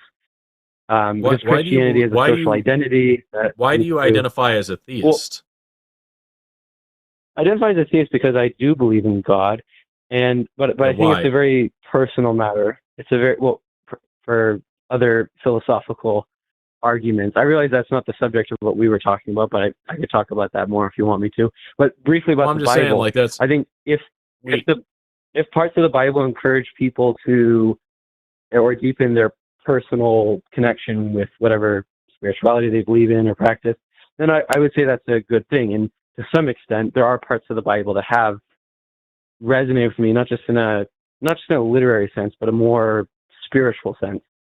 And that's I don't know what spiritual it's small means. Sections. I don't know spiritual. Like at the end of the day, man, it feels like you're connected to something greater than you. That it doesn't need to be right. It doesn't need to be supernatural per se, but like feeling that you're connected to something greater than you. That's yet another thing. And that can be a social identity too. And that is yet another thing that we don't need the Bible for, or religion for at all. So I feel like we've kind of beat this thing to death over and over. We keep coming to the same part where we say, listen, we all agree that there's certain parts of the Bible that may have some moral value, philosophical value, whatever, but it's all embedded in a bunch of bullshit that we don't need. I was going to go on a whole tangent with you about the Tower of Babel and Prometheus and all sorts of other stuff. But at the end of the day, all we get to over and over and over is this thing where we go off on this thing like, well, there's still this special meaning that I have, and there's this special thing that could come out of it, and this special way of looking at it. Like, I'm sorry, this is all the reason why there are over 40,000 denominations of Christianity. It is a highly individualized religion that's entirely based on the neutral Scotsman fallacy, and every single Christian, no matter whether they go to the same church or not, believes that they're the one that has the right way of looking at it, if they identify themselves as a Christian at all, even though they value the same book and the same morals and the same lessons and the same teachings. And so what you're giving me here over and over is this is what makes you happy and what makes you comfortable. And you are happy with doing away with the parts that have been used to subjugate women, subjugate people of color, subjugate LGBT people, colonize the world, cause mass amounts of genocide and all manner of hideous depravity and atrocities all across the planet. You're cool with just dismissing the parts that are doing that because you have a secular, modern, humanist worldview given to you by secular, modern humanists who have helped develop that worldview, and now you are using that lens to retroactively, reflectively go back and look at the Bible and make judgments about it. And then claim to have this enlightened opinion or this enlightened position about it that every other Christian before you was getting wrong, and you don't even call yourself a Christian because they're so wrong. And so, like, I feel like there isn't really a through line here anymore. Every time, the first part of this call, we were hitting that same wall over and over, saying, well, yeah, we kind of agree on this and this, but now it's just getting to the point where over and over, I feel like you're trying to convince, like you're just preaching what you personally like. And that's, I'm not interested, because the Bible is not worth salvaging in that way. For all the same reasons. Like Prometheus is a much more interesting, a much more compelling character than Jesus, even though I think he's a better analog for Satan. And that takes you to Isaiah 14:14. And that takes you to the Tower of Babel as well, which is the same thing you were talking about with the Garden of Eden. He was afraid of them becoming gods. That's what he said about the Tower of Babel. They're going to come up here, they're going to usurp us. And that's what he said about Satan in Isaiah 14:14. You're the one who said that you're going to ascend above the heights of the clouds and be like the Most High. And so, like, and that is exactly the story of Prometheus, about he stole from the gods and gave it to people, and he is going to make them more like us, and he's going to pray everlasting hope in their life. Especially the play Prometheus Bound. That's that's the best allegory I have for it.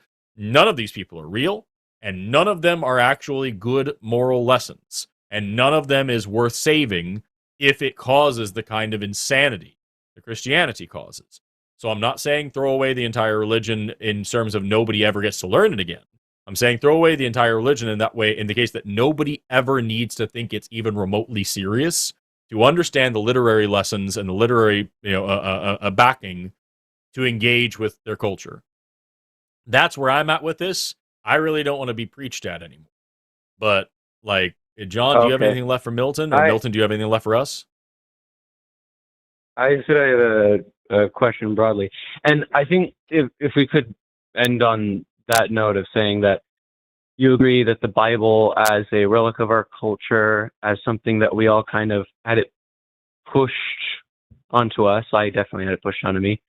And for that reason, whether it's my choice or not, feel some level of comfort with a few specific passages that quite resonate with me, and for that reason, I still read it.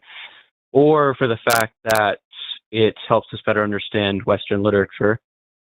Basically, the Bible as a relic of our culture is an interesting case study to analyze. Then it is as useful, and it is as useful as any other mythology for the same reason. You should learn about the Bible the exact same amount and for the exact same reason that you learn about Aphrodite, and that you learn about Osiris, and that you learn about Quetzalcoatl, and that you learn about Thor, and that you learn about all the other pantheons and all the other gods and all the other religions and all the other traditions. It is anthropologically significant, but it is not true or useful.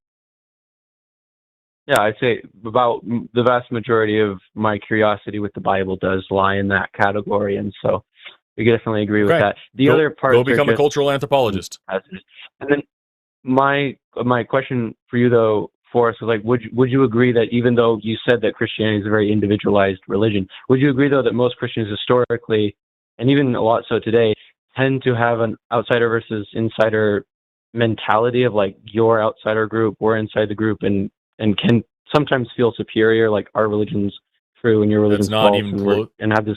Yes, but that's not even remotely unique to Christianity. No, I was going to say, point. yeah. My point with you just earlier is that I don't think the religious text says it. I think it was religious identity, Milton, and that's why I don't identify am I with here? religion. Is it what? No. Sorry, I didn't. I'll stop. Sorry about that.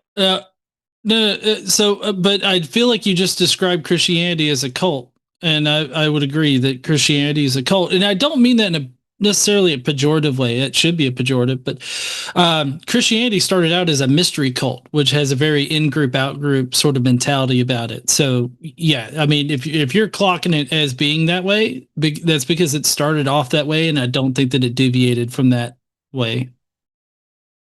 Okay. The only difference between a cult and a religion is how many people, how normalized it is, really.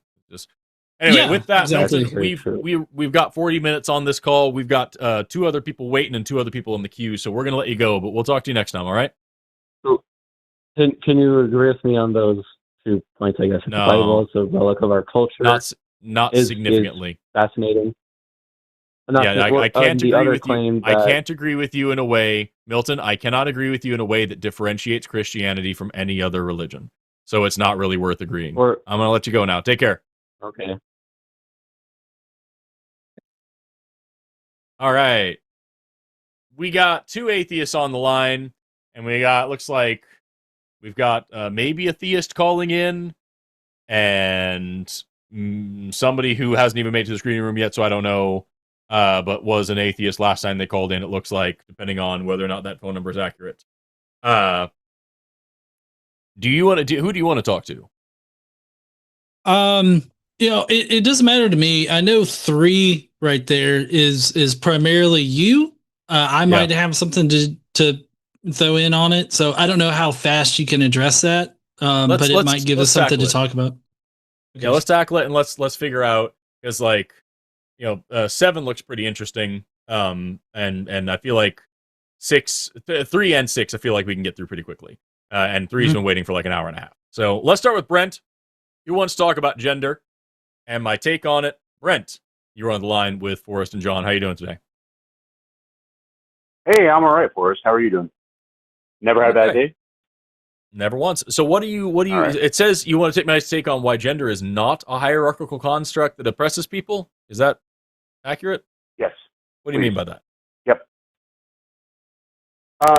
Sure. I think we can agree on multiple things to start, right? Patriarchy is bad for society. Yeah, for sure. All right. Then I just want to move right into the syllogism. Gender is a social construct. Gender creates a hierarchy. Hierarchies are bad. Therefore, gender should be abolished. Okay. The issue that I have is that gender necessarily creates a hierarchy.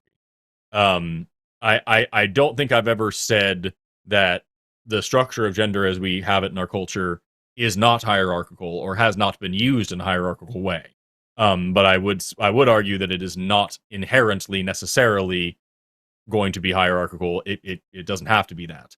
Okay, can you give me an example, Forrest, of where gender did not create a hierarchy? Off the top of my dome, probably not. I'm saying that just it doesn't necessarily, as far as I can tell, have to be. That's the entire concept of, feminism as a whole, is trying to create that equality where there isn't a hierarchical system. I do think that gender is more often rooted in social status and socioeconomic status and power, and we see that a lot, where people's gender changes dependent on their social status or their power status or whatever. We see situations like that, throughout history. But to say that it is necessarily a thing that if we allow someone to label their internal schema of their sexual characteristics or the way that they present and characterize and the expectations they place on what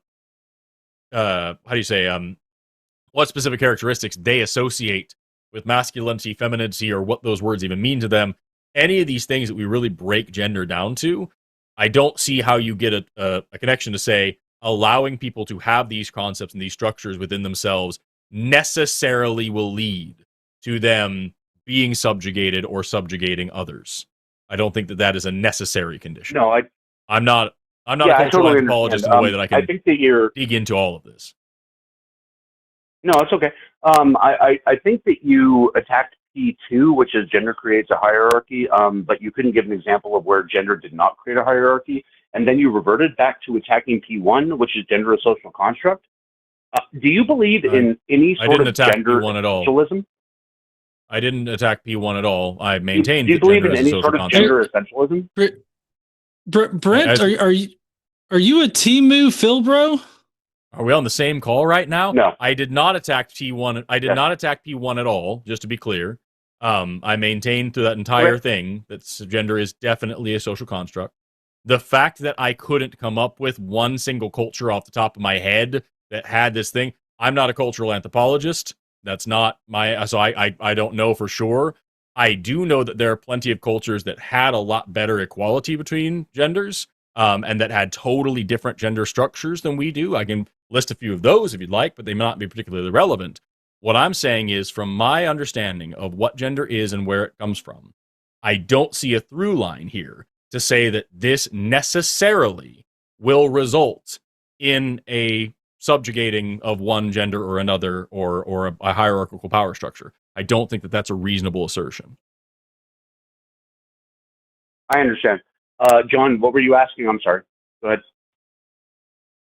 Well, no, I mean, I'm just getting a very Phil Bro-y kind of vibe from you right now, but it's a Phil Bro that's like off of Temu as opposed to like a real one with your syllogism and shit. What do you mean by off of Temu? Do you know Temu? I'm sorry, this is really getting off of the weeds. It was really a side comment. How you buy cheap things, no, so you're calling it cheap, right? No. Okay, so Brent, hold on. I'm sorry, John. No, Brent, did you wait in line an hour and a half to be a pedantic dick at this point? Like, is that really what your time is worth? I think it's okay. Did. Well then, fuck you. What a waste of a life. John very clearly didn't say that, and I very clearly didn't say what you're accusing me of saying. So if you just waited an hour and a half to deliberately miss the fucking point, I can't help you, bro. He hung up on himself. So, like, what a fucking day. I hope it was worth it for you, that you had nothing else going on to wait for an hour and a half to deliberately miss the point of what two people said to you. What? Yeah, so I mean, as far as the Temu part goes, like, it wasn't necessarily to call him cheap. No, that was such dude. I don't think there is a reasonable person alive that thought that's like the most obvious thing. That's been a part of internet culture for a long time. This is great value so-and-so, Temu so-and-so. That everybody has known that. What a dumb thing to get hung up on. I hope it was worth the clip on your channel, Brent, because we all know this is a thing for your fucking, like, a little notch on your belt where you can say, look, I got them to say these, I got them to be mean to me.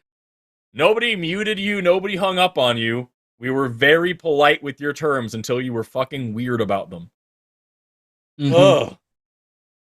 Anyway, I picked that one. Do you want to pick the next one?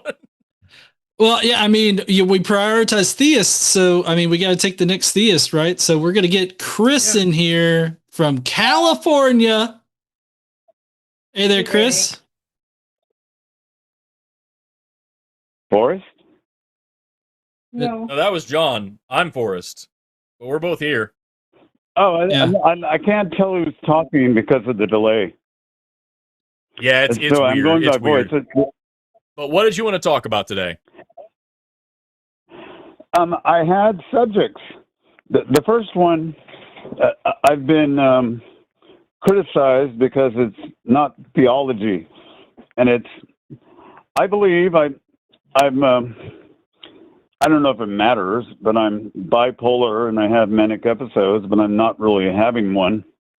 And my mother, who's 92 years old, is delicate and fragile and doesn't understand me. Are you guys still there? Yeah, I don't know where this is going. I'm trying to figure out where you're going with this. Oh, no, I'm just telling you. The subject is, I believe World War III has already started. And I can pinpoint the time that I think it is. And something that goes a little bit, if you're, well, I educated myself with a little creative Googling, and I wondered what Armageddon was. I mean, just observing and listening to what I knew, I thought everybody gets killed and maybe somebody gets saved, but it's apparently not that. There's a big war, and the story is mainly Christian based. And I am, okay, you know what I am. I'm an agnostic theist, and but I never knew the real story.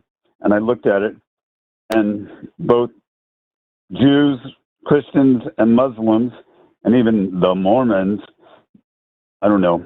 Actually, I didn't look them up, but they believe there's going to be a big war somewhere in northern Israel, like one that's worse than what's going on now, it seems. So I don't know the exact location. I don't know the towns there and where that is, but it's probably near where the current genocide is forming towards Chris, Lebanon. Chris, yeah, I've got a note here that you're kind of a bit of a rambler, and so like it's you know. Well, I'll be straight to the point. Ask me questions. Yeah, that's what I was about to do. Why do you believe Armageddon is a thing? Not that it's happening. Why do you believe that it is a thing that will ever happen? I don't necessarily. Okay, it's probably not. It's probably not. So I don't think you need to worry about it. I would hope so. Great. Thanks. Is that Forrest? Yeah, Forrest said that. This is John. This is John. That was Forrest. So Chris, I'm just kind of curious as far as like all of this goes, what benefit, like even if Armageddon was a thing or whatnot, like what benefit would it be for you to be able to pinpoint the exact moment in Armageddon that we're at or whatnot? Like what? It's something to discuss, and you guys may not care about it, and but besides the fact that I'm bipolar and stuff, I've been unable to sleep, and for 2 nights in a row, I couldn't go to sleep, and I've been up.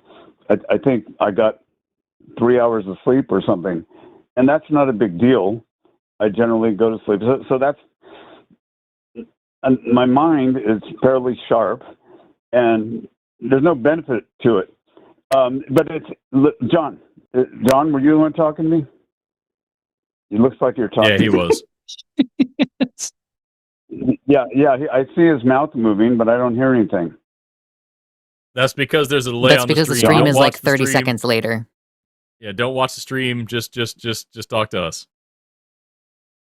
What is it, Forrest? Don't watch the stream. The stream has a massive delay.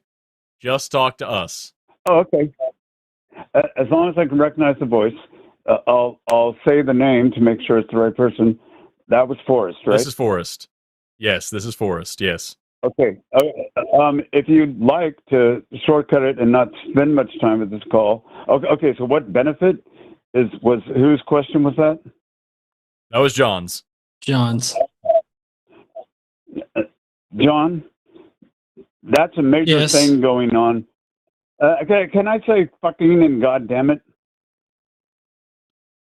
Sure, I do. Fucking and goddamn it.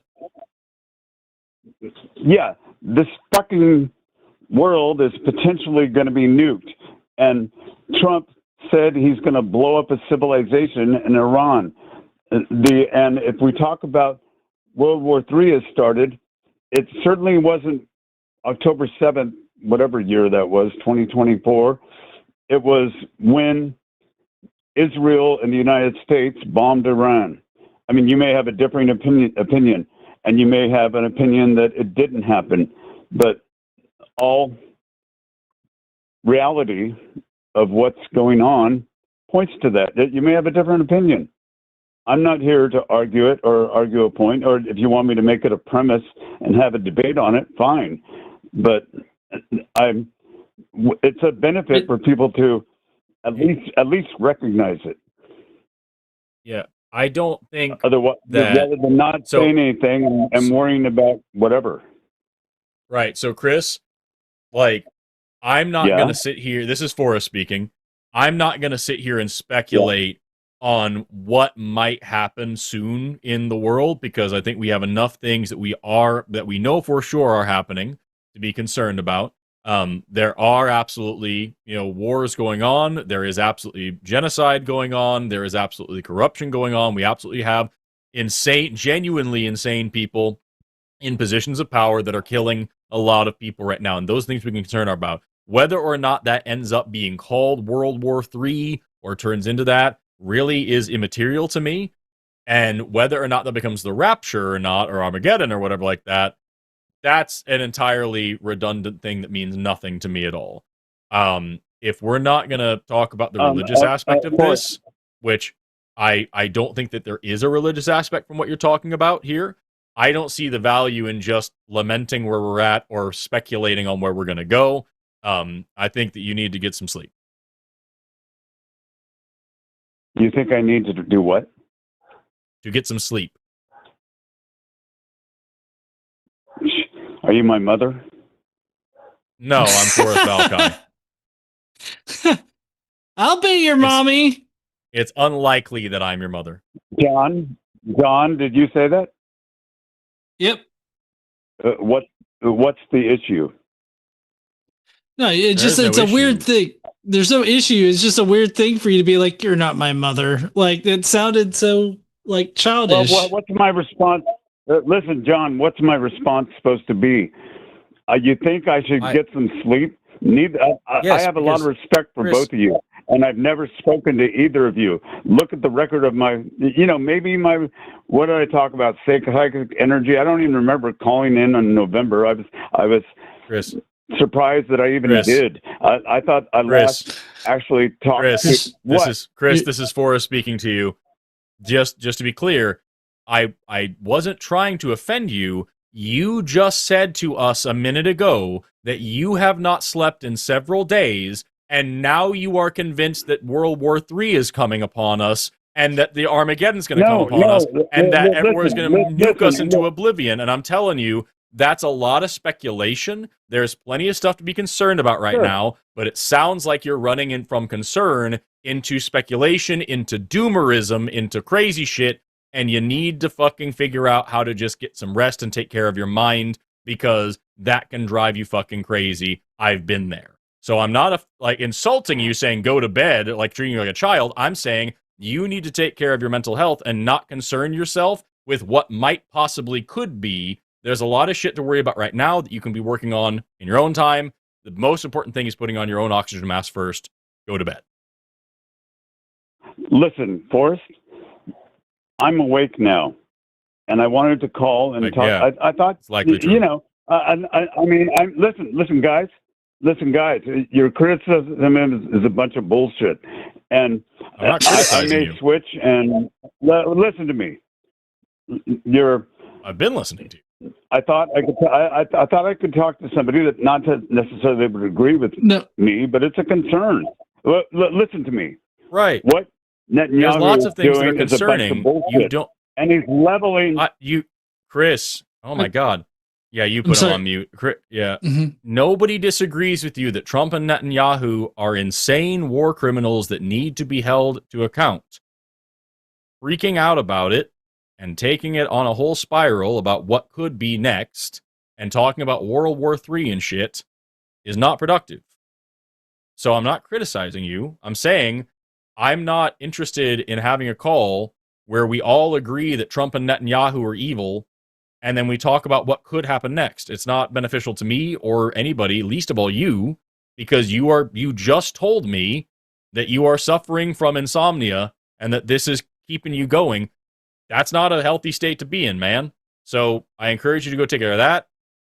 I'm not interested in continuing on with the rest of this. This is just not productive for anybody. Right. John, do you have anything? I do.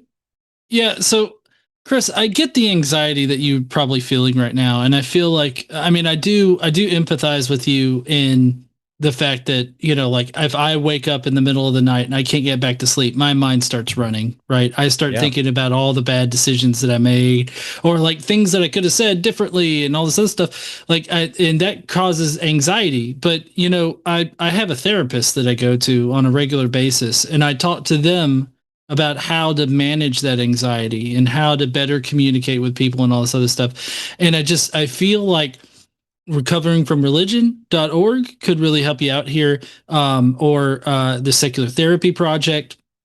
Which I don't know if you already have a therapist. You might already have a therapist that you're happy with, but what I feel like what you need is to bring these up to somebody that can actually give you the tools for you to deal with it, right? Instead of calling us up and I guess basically using us as a therapist when we're not trained to be therapists and to help you through this anxiety.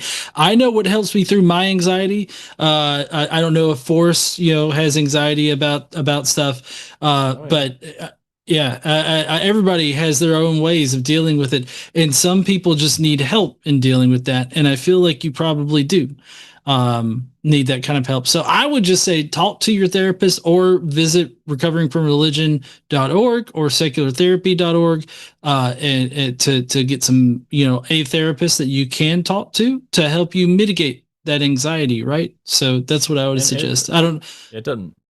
I'm not going to bring him back on because it's like this is what it sounds like when I'm in like a spiral, and so I'm not going to continue to pan into. I hope you look back on this, Chris, and realize we are not belittling or talking down to you, criticizing you. I have no ill will towards you. I'm not mad at you. I'm not doing any of that shit. I'm just concerned for you, and it sounds like you're in a bad way. So hope you take care of yourself, man. Have a good night. Yeah, and so my initial reaction to him being like, "You're not my mommy," I was, I'm your mommy. I just felt like it was such a ridiculous response to have. I don't know. I blurted that out, but no, I think that was a reasonable because it was so out of left field, and we didn't realize that this seemed a little bit more serious than at that moment. So, oh man, let's talk next. I feel like maybe Max would be interesting. Any and all pronouns calling in from the frozen wastelands of Canada. Max, yeah, you're on the line with Forrest and John. How you doing today? Good, and you? I'm all right. So what do you want to talk about? Well, I was just interested by the title of your live stream. It says the Bible is junk. I was interested in knowing why you thought that. So long and short, what we've been talking about this show is that the Bible has some lessons in it that people like to hold to, that they call valuable and good, but those lessons are buried in a whole bunch of bad shit that isn't worth saving whatsoever. The Bible is a terrible book that teaches a lot of terrible things. The few good lessons you get out of it simply aren't worth it.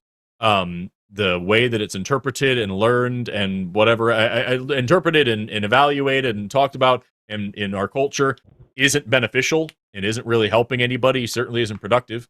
It's an awful book with an awful character called God that is an absolute monster that shouldn't be worshipped even if it's real. And there's not a single benefit that you can get from it, not a single good moral lesson that you can get from it that you cannot very easily and more quickly and more safely get from other sources that are not religious in nature, or even ones that are. That's the long and short of it, man. I can go into more detail, but that's kind of the bulk of what we've been talking about for the past couple of hours. Okay. How do you feel about the Bible? Well, I think it's the Word of God. Which God? Okay. Sorry? Which God? Like, obviously, it's the Christian God. It's the God of the Bible, but, like, I asked, like, what version of this God are you interested in? Because there's, like, 40,000 denominations of Christianity, so, like, how are you taking it? Which version of God? I would say an all-powerful, all-good, all-knowing God, yeah. Okay. So let me just ask a couple of questions, if it's okay, just so I get a handle on what you're talking about. Do you believe that the Bible is wholly and completely true, or that it needs to be interpreted and evaluated to come up with what the actual truth is, or maybe that some of it is some of it's allegorical, some of it's poetic? Where are you at on that? Well, I would say that there are many things that are allegorical and, that has to be interpreted, sometimes not literally, sometimes literally. It depends on the context. Yeah. Okay. Oh, whoops. I just hit the wrong thing. Sorry, people in chat. I just accidentally blocked somebody because I was trying to look at them whining. Yeah, I clicked the wrong button. So, okay, so the Bible is parts of it are allegorical. Let's focus on specifically the God character, okay? So the character of God in the Bible.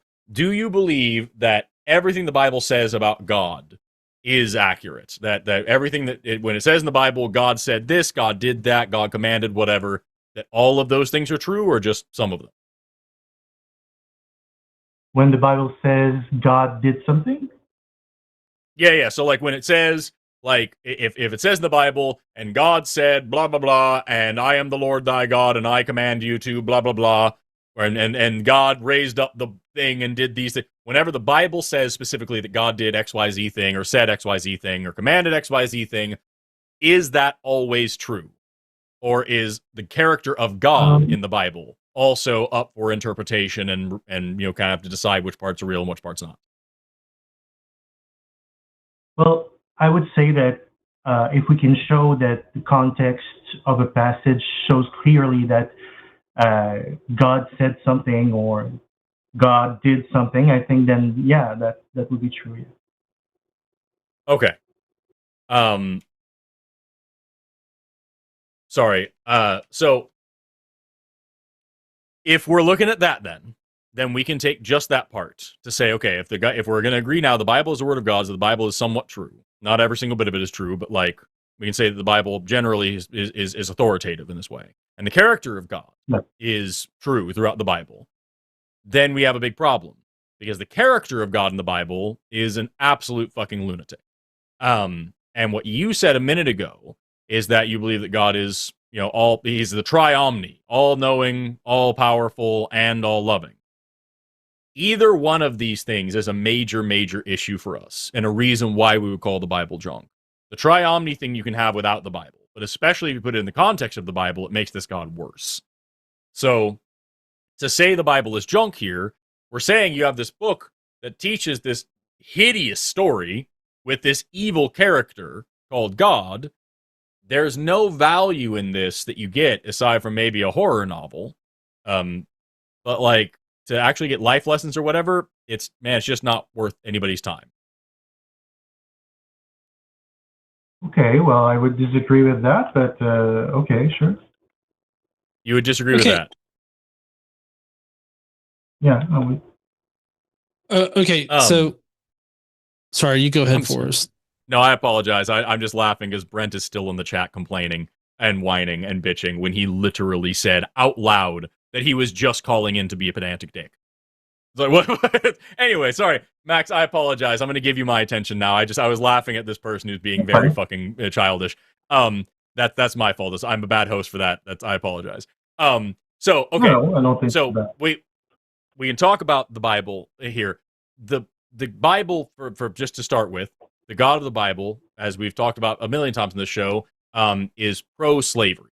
In the Bible, God never says, do not own slaves. Slavery is wrong. Don't do it. Instead, he gives explicit instructions on where to get slaves and how to beat them and how to sell them. And he says that slaves are your property to be passed down to your children from generation to generation. He has special rules for Hebrew slaves that they're supposed to be go after a certain amount of time. But if you do these things, then you get to keep them forever. And even if you don't do these things, their children are yours forever. And so, like, that's a very evil thing. And we can also look to several other things. Like, slavery is a good one, but God also commands genocide. God's cool with sex slavery. God's cool with rape and pedophilia.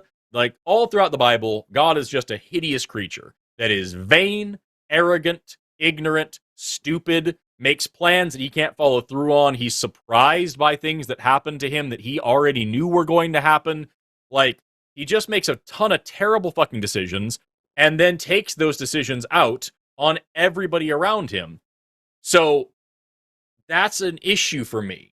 And like, if you're going to disagree and say, well, no, God's a really good guy, then you need to explain to me, why is it good to have him command somebody to go wipe out an entire civilization but keep all the virgin girls for themselves as spoils of war? Why is it good for him to command slavery? Why is it good for him to drown the entire world? Because as it says in the Bible, he regrets making humans.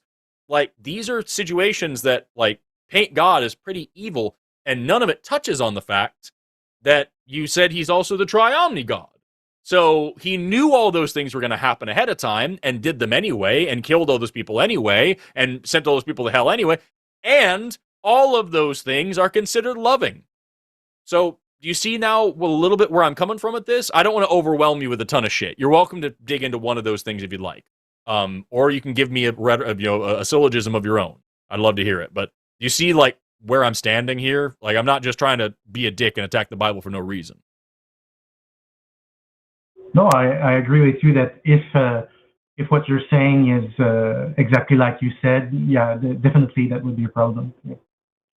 Okay, what am I missing then? What makes it not like what I said? Well, I don't recall exactly all that you've said because there was a lot of things. I dumped a lot on you, yeah. Yeah, but I would say that in every case that you brought, that's not how I would see it or how I would interpret it. You know? Okay. So let's start with the slavery thing. Do you have a different direction? I was going to start going piece by piece through this, John. Oh, yeah. Well, I mean, I know that we kind of covered slavery. I did have one particular angle that I was wanting to kind of go down. All right. So if everybody will turn in their Bibles to Numbers 31, 17 to 18, we're going to start there with this little voyage down horrible shit in the Bible lane. So in Numbers 31, this is God, which God affirms this action right here later on, right? So this is all affirmed and okay by God in your book. Numbers 31 says, "Now therefore kill every male among the little ones, and kill every woman who has known a man by sleeping with him. But all the young girls who have not known a man by sleeping with him, keep alive for yourselves." This is God essentially creating a sex trafficking ring, much like Epstein did, right? He takes the young girls, and in later verses, like 28, I believe, starting in 28, God specifically instructs Moses on how to actually traffic these girls, giving them to the warring men and the other men within the Israelite society. And so I guess we'll stop there. There's another level to this that I need to bring up, but this is them taking war brides, which is an important part. Now, do you condemn or condone this particular act of God?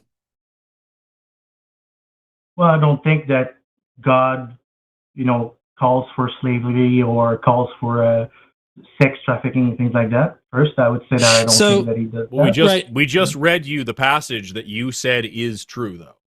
You said that when it says in the Bible that God said something, he really said it. And John just read you where it says, God said, keep the virgin girls for yourself as spoils of war and send them off to these people in these ways and use them how you like. So where's the disconnect here? Can you read the passage again, please? Yeah, sure. 1 second. Okay, so it says, "Now, therefore, kill every male among the little ones, and kill every woman who has known a man by sleeping with him. But all the young girls who have not known a man by sleeping with him, keep alive for yourselves." Okay. Well, you know that in that case, that could be like, I guess, like war language or something like that. War language. So you mean hyperbolic? Yeah, it could be hyperbolic. Okay. Well, then, hold on. Let's go to 28 through 32. Yeah, I was going to bring up Saul and David, but I bet you're going to do something different. Well, yeah. So in Numbers 31, I'm sorry for taking this over there, Forrest. No, you're fine. Okay. Numbers 31, later on in it, this is verses 28 to 32. This is God speaking directly to Moses. It says, "From the share of the warriors who went out to battle, set aside as tribute for the Lord 1 out of every 500, whether persons, oxen, donkeys, or sheep. Take it from their half and give it to Eleazar, the priest's offering." Is talking about giving it to the priest and everything like that. 1 out of every 50, whether persons, oxen, donkey, or sheep, all the animals give them to the Levites who to perform duties of tabernacle. Then Moses and Eleazar the priest did as the Lord had commanded Moses. The plunder remaining from the spoils of the troops had taken a total of 675,000 sheep. Hold on, it gets to the number of people that are taken to 72,000 oxen. Why did they break this up into so many different like little things? 61,000 donkeys, 32,000 persons in all. Okay, so this is definitely not war rhetoric. This is the persons that they're talking about are young girls, children, right? So God is definitely affirming this. This is not hyperbolic. Is that related exactly to the other passage? I'm not sure I followed. Yeah, so that's the same. It's the same chapter. It's talking about the same conflict, and so like if you're saying that that was hyperbolic, then it's rather interesting that God later on affirms this passage in saying that they actually captured 32,000 little girls. Okay, well, they could have. Okay, so you say that they captured little girls and then they trafficked them? Well, yes. So it talked about divvying them up amongst the Israelite men, right? Now, it's very important to know that these are war brides, right?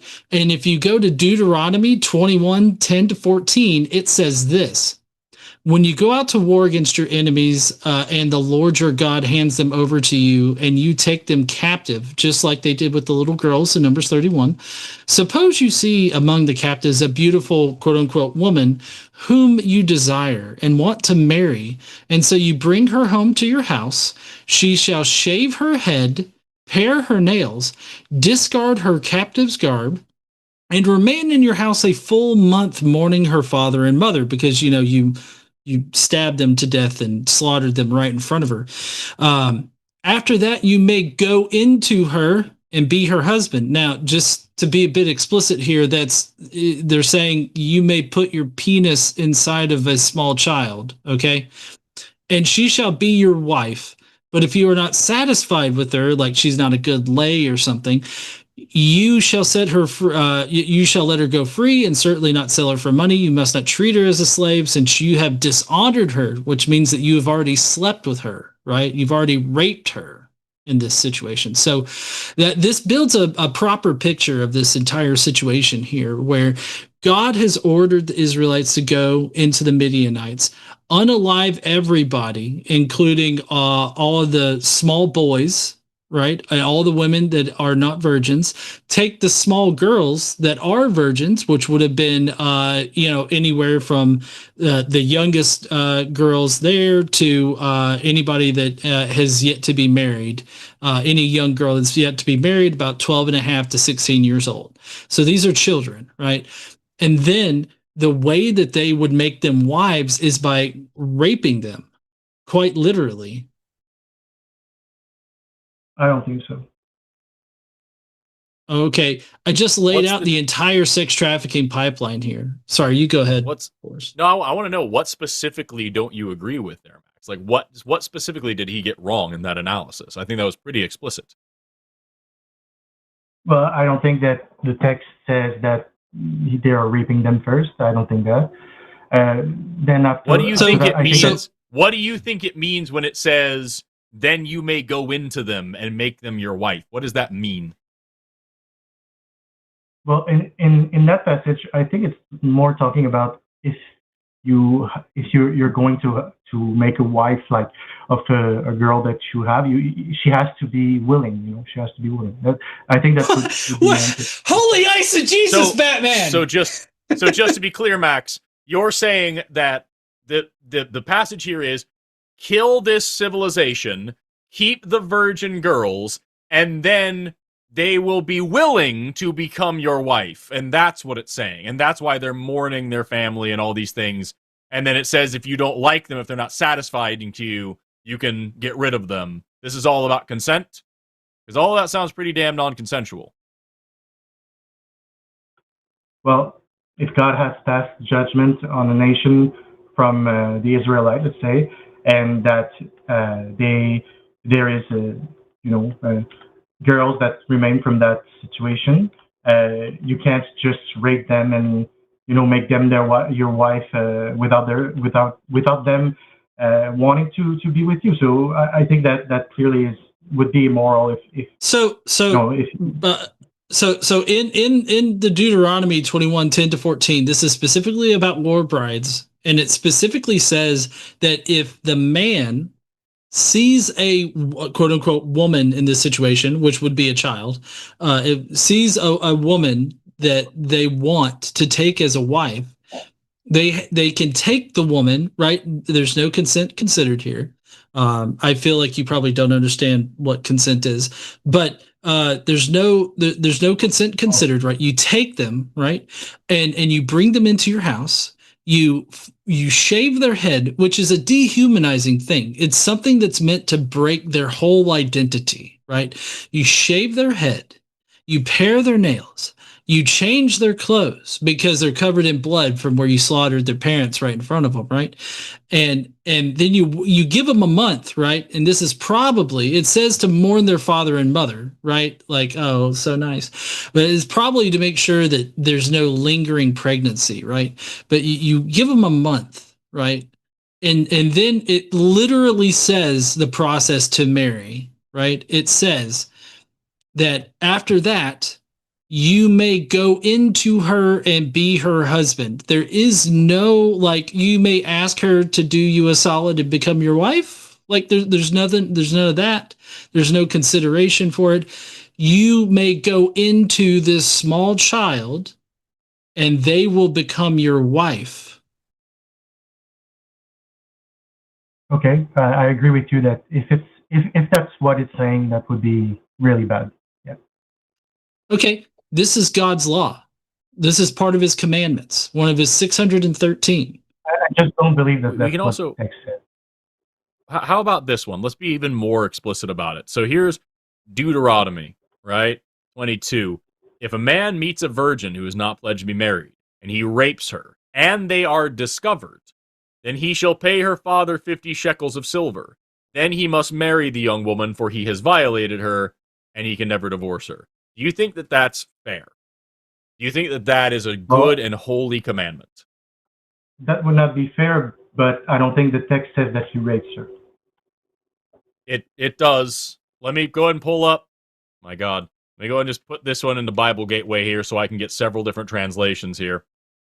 Which one is your preferred translation? Do you like English Standard? Do you like King James? Do you like New International? Which one do you want? Let's say English Standard. What would you say? English Standard Version. So, if a man meets a virgin who is not betrothed and seizes her and lies with her, and they are found. So what do you think it means by he seizes and lies with a virgin? What does that mean? I believe that the idea there is about if a woman is found by someone that has seduced her, let's say, and so they would have to be married if they were discovered to be having an affair, something like that. So I don't think that's about Max. When you seduce someone, would you describe that as seizing them? Because that doesn't sound like consent either. Well, we would have to look at the Hebrew. Let's look at the Hebrew. Oh, yes. Let's look, because I've got the Hebrew actually pulled up right here. I can't show it on my screen. I wish I could. But yes, let's look at the Hebrew right here, because the Hebrew is tafas, right? That's two C's. And what it means is to catch, handle, lay hold, take hold of, seize, wield, to lay hold of, seize, arrest, catch. So I don't know if you go out to bars or go meeting women, but when you go and you pick up a woman, are you do you have to seize her? Do you, if you're out at a bar, it's I'm gonna seize you, and it's a playful thing, or is it you're in a white panel van and you seize a girl off the street? No, I believe that you wouldn't see someone. No, I don't believe that. Yeah. Right, but that's what it's describing here.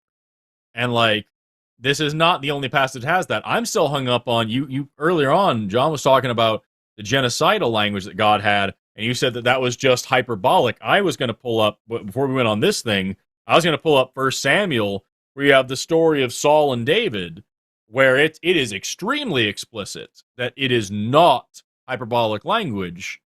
I'm happy to, I don't want to pivot away from this if we're still on this, but like, John's giving me the okay, so he's cool with it. I'm just going to read this to you. This is 1 Samuel 15, 2 and 3. Thus saith the Lord of hosts, remember that which Amalek did in Israel, how it laid, I'm going to pull this up and say, I'm reading from the KJV, and it donks. Samuel 15, and I'm actually going to keep going all the way into and 16. So I'm going to get 1 Samuel 15 and 16, and I'm going to pull these up in, I prefer a New International Version, because it's a little bit easier to read. So here we have the New International Version of 1 Samuel chapters 15 and 16, starting in 15:2. This is what the Lord Almighty says. I will punish the Amalekites for what they did to Israel when they waylaid them as they came up from Egypt. Go now, attack the Amalekites and totally destroy all that belongs to them. Do not spare them. Put to death men and women, children and infants, cattle and sheep, camels and donkeys. So God is very clear. Kill the men, kill the women, kill the children, kill the infants, the baby, kill everybody, and kill their fucking animals too, right? And then we get into Psalm 15. Because the argument here is this hyperbolic language, right? We then scroll a little bit, and we get into Samuel 15, and we see... I'm looking at my highlighted Bible and then comparing it to the one that I have on the screen, because I'm a nerdy little bitch. Here we go. On verse 9, Saul, who's the king at this time, leading this army, but Saul and the army spared Agag and the best of the sheep and cattle, the fat calves and lambs, everything that was good. They were unwilling to destroy completely everything that was despised and weak. They totally destroyed. So they kill all the people, and they kill all the children, they kill all the babies, but they keep the cattle and the lambs and things like that to themselves. Immediately next, we get verse 10. The Lord comes to Samuel and says, I regret that I have made Saul king. He has turned away from me and has not carried out my instructions. Samuel is angry and he cries out to the Lord all night. And so what happens next? We skip forward to the next chapter a little bit. Samuel anoints David as king, and Saul is stripped of his crown, and God plagues him with demons for the rest of his life and drives him insane. So here we have this story in 1 Saul, where God explicitly 1 Samuel, pardon me. In 1 Samuel, chapters 15 and 16, God explicitly says, kill men and women and children and babies and every living thing in the civilization. And because this person does not follow those instructions and keeps some spoils of war, God is so angry, he strips him of his title, appoints another person as king, and torments this person with demons for the rest of his life. Do you still think that is hyperbolic language? Or do you think that maybe God commanded genocide and he meant it in this chapter? Well, at first I want to say that I'm not necessarily as well versed in that subject as you guys are, and I'm not trying to make the argument that I am. So I won't try to argue specifics with you. I'm just interested in knowing more about the subject, so I don't want to try to, deny everything that you said. But I do believe that that's not the only interpretation that you can have, and I don't think it. I do think that could be hyperbolic language because let's say that we see in the Bible that there are Amalekites later and they were not all exterminated. That would mean that it would be evidence to show that. No. So Max, I do have to correct you here. Just because they failed to commit a total genocide of a people group doesn't mean that wasn't their intent, right? There's also several ways in which genocides can occur. You can you can genocide by killing their culture. You can also reduce a society down to an unmanageable, like an unsustainable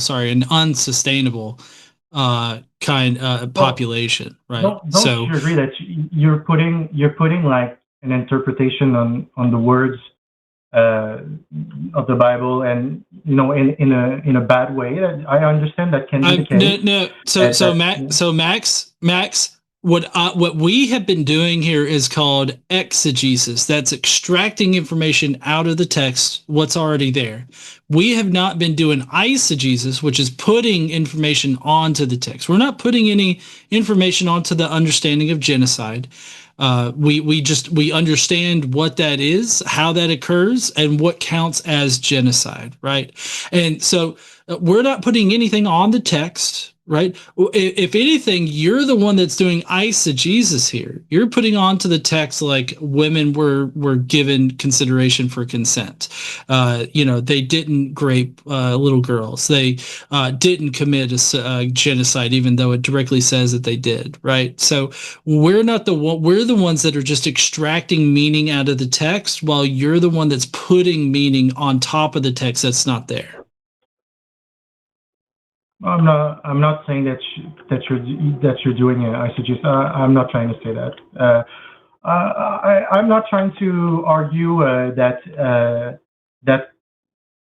Well, honestly, I don't really understand exactly where we're going at. But I'm sorry, maybe I haven't followed well. What we're going at here, Max, is the fact that you're saying that the God of the Bible is, flawless in these ways. Like you're making excuses for the things the Bible commands, and you're trying to find ways to work around when God says kill all the babies. You're saying, well, there's a reason. He didn't really mean that, right? And when God says keep those virgin girls, you're saying, well, he meant consent and all those things. I'm about to go into Leviticus with you and talk about slavery, where the language is even less ambiguous.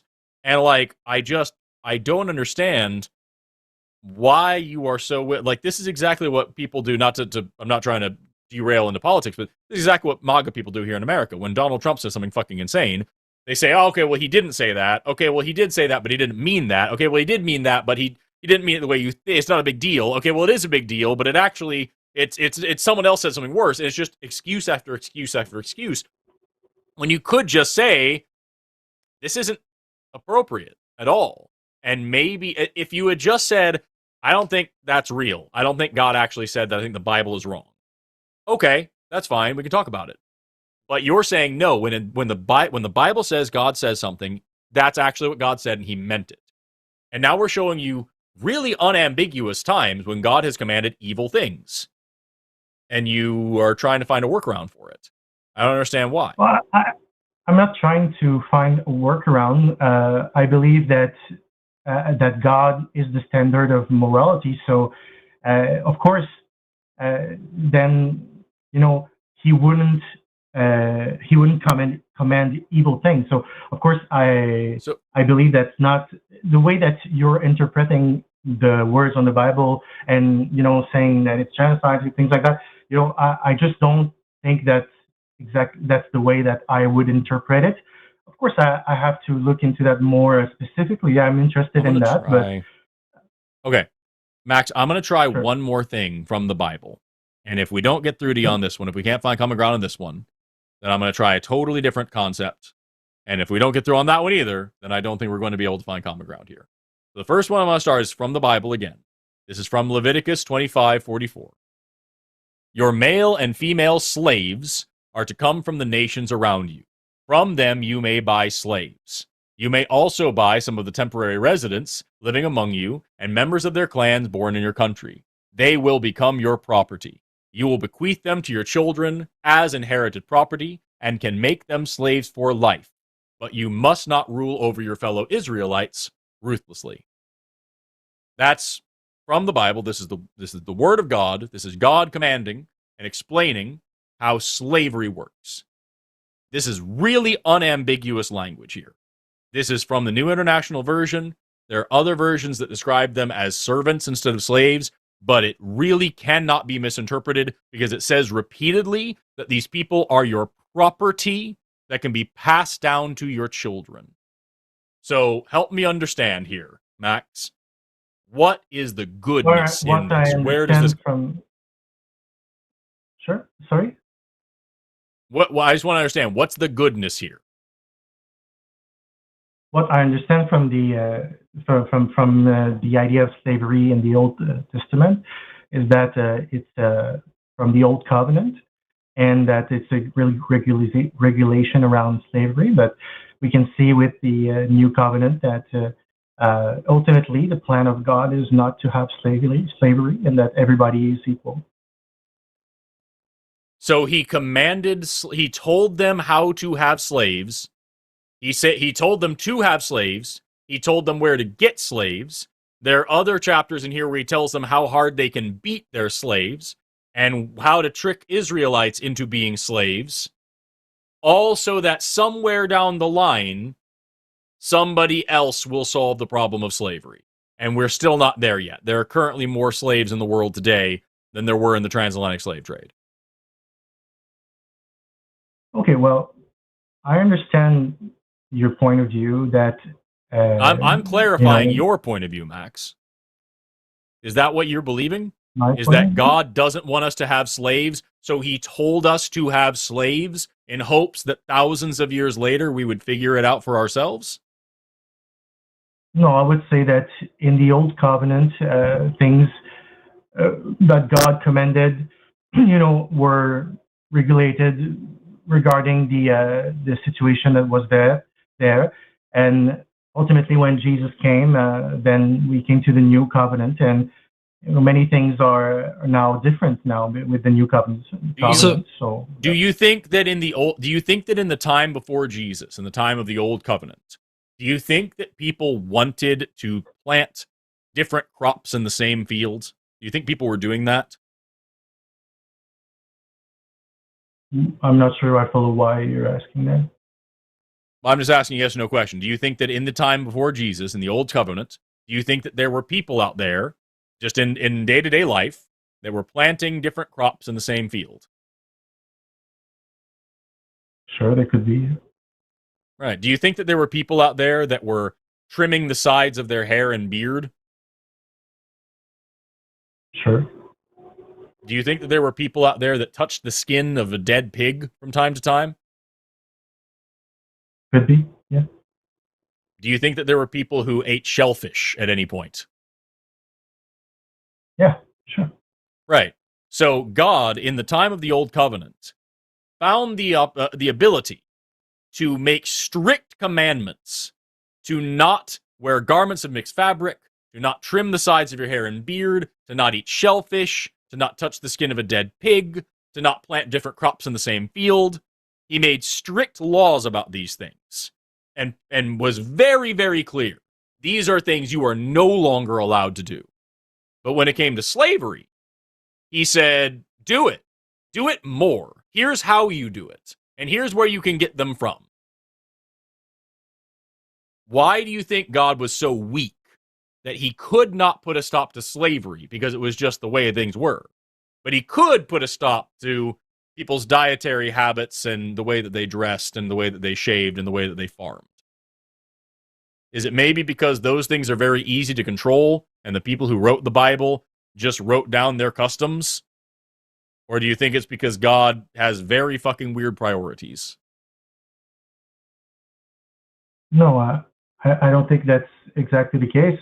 That, when we have Jesus saying that, let's say, your hearts were hardened and that's why things were said in a certain way, that could be how God has set up things. So I don't think that it exactly follows what you're saying. I'm not sure exactly that it follows, honestly. And how would you deal with the fact that Jesus Christ said that he is not coming to change the old laws, but to fulfill them? And not a jot or tittle of God's law shall change until all things come to pass. And that he is the same as he has always been, and that God is unchanging, and also that you yourself said that God is all-knowing and all-powerful, so he could have, with his all-powerful power, could have ended slavery or anything else, but just didn't. That kind of goes against your dogma there, right? Well, I think that God doesn't intervene specifically in that case because he has good reasons to not intervene. But so ending slavery isn't a good reason? Sorry, you're saying what? I said ending slavery isn't a good reason? Because when the Israelites, when the Hebrews were slaves in Egypt, he was very cool with intervening. He killed innocent children in order to intervene in Egypt. He took away a man's free will so that he could kill his child and also every other innocent firstborn child in Egypt, all so that he could end slavery in that instance. But then a little while after that, when we get to the book of Leviticus, he's okay with slavery now, and he actually tells them how to do it. So how does that make sense? Well, if it's how you said it exactly, that wouldn't make sense, yeah. It wouldn't. What did I say that's wrong? He killed every firstborn child in Egypt. Those children did not have any control over the socio-political status of their state. They couldn't go free the slaves. They couldn't do that. That was solely on the hands of the Pharaoh. But God hardened Pharaoh's heart. It says over and over that the Pharaoh wanted to let them go, but God hardened his heart so he wouldn't let them go, so that he could bring another plague upon them, kill their cattle, kill their livestock, plague their waters, destroy their crops, and then finally kill a bunch of innocent children that couldn't have changed this if they wanted to. And then finally, the Pharaoh lets the slaves go. So when it comes to this slavery, he's willing to intervene quite a lot. He's willing to intervene in ridiculous ways. But when it comes to chattel slavery later on, he's not only not willing to intervene, he is willing to endorse it. And your argument here is that, well, he knew someday we'd fix it, and we're not even there yet, 2,000 years later. How am I saying that? I'm saying he knew someday would fix it? Well, I'm just saying that regulating slavery, let's say, between Israelites and other nations, is not the same thing as, commanding it. I don't think it's the same thing. It is. It is. If you say, if the Lord of the universe, the most powerful creature in the whole universe, says, here's where you can get slaves from, here's how you treat them, here's how you beat them, that is absolutely God allowing, commanding, condoning, pick your favorite word.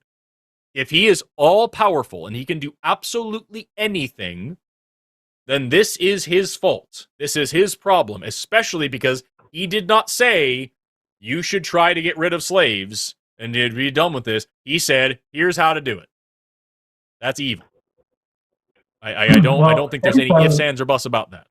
Let me ask you an even more direct question, Max. If I was alive in the United States in the 1800s and I told somebody, you can buy slaves over there, here's how you should pay for them, and here's what you can do with them, does that make me a good person? Well, I think that every time you guys are, putting the very, very worst interpretation possible into the way that the Word of God is placed. What is the possible? What is the good interpretation, Max? Tell me what in this chapter here. I'm going to read it again. Your male and female slaves are to come from the nations around you. From them you may buy slaves. They will be passed down to your children as your property. What's the good interpretation of that? Well, I would say that the good interpretation would be that you have to, well, I'm not sure exactly about this verse. To me, I would say that in general, to me, the interpretation that the God commanded slavery, I don't think that can be said about the Bible. But I understand that in that specific case, you are taking this verse and saying that it's about commanding slavery. But I think that God can really regulate slavery because of the situation that was there, and ultimately that's not the intention of his final plan, and that ultimately we're all equal in the end.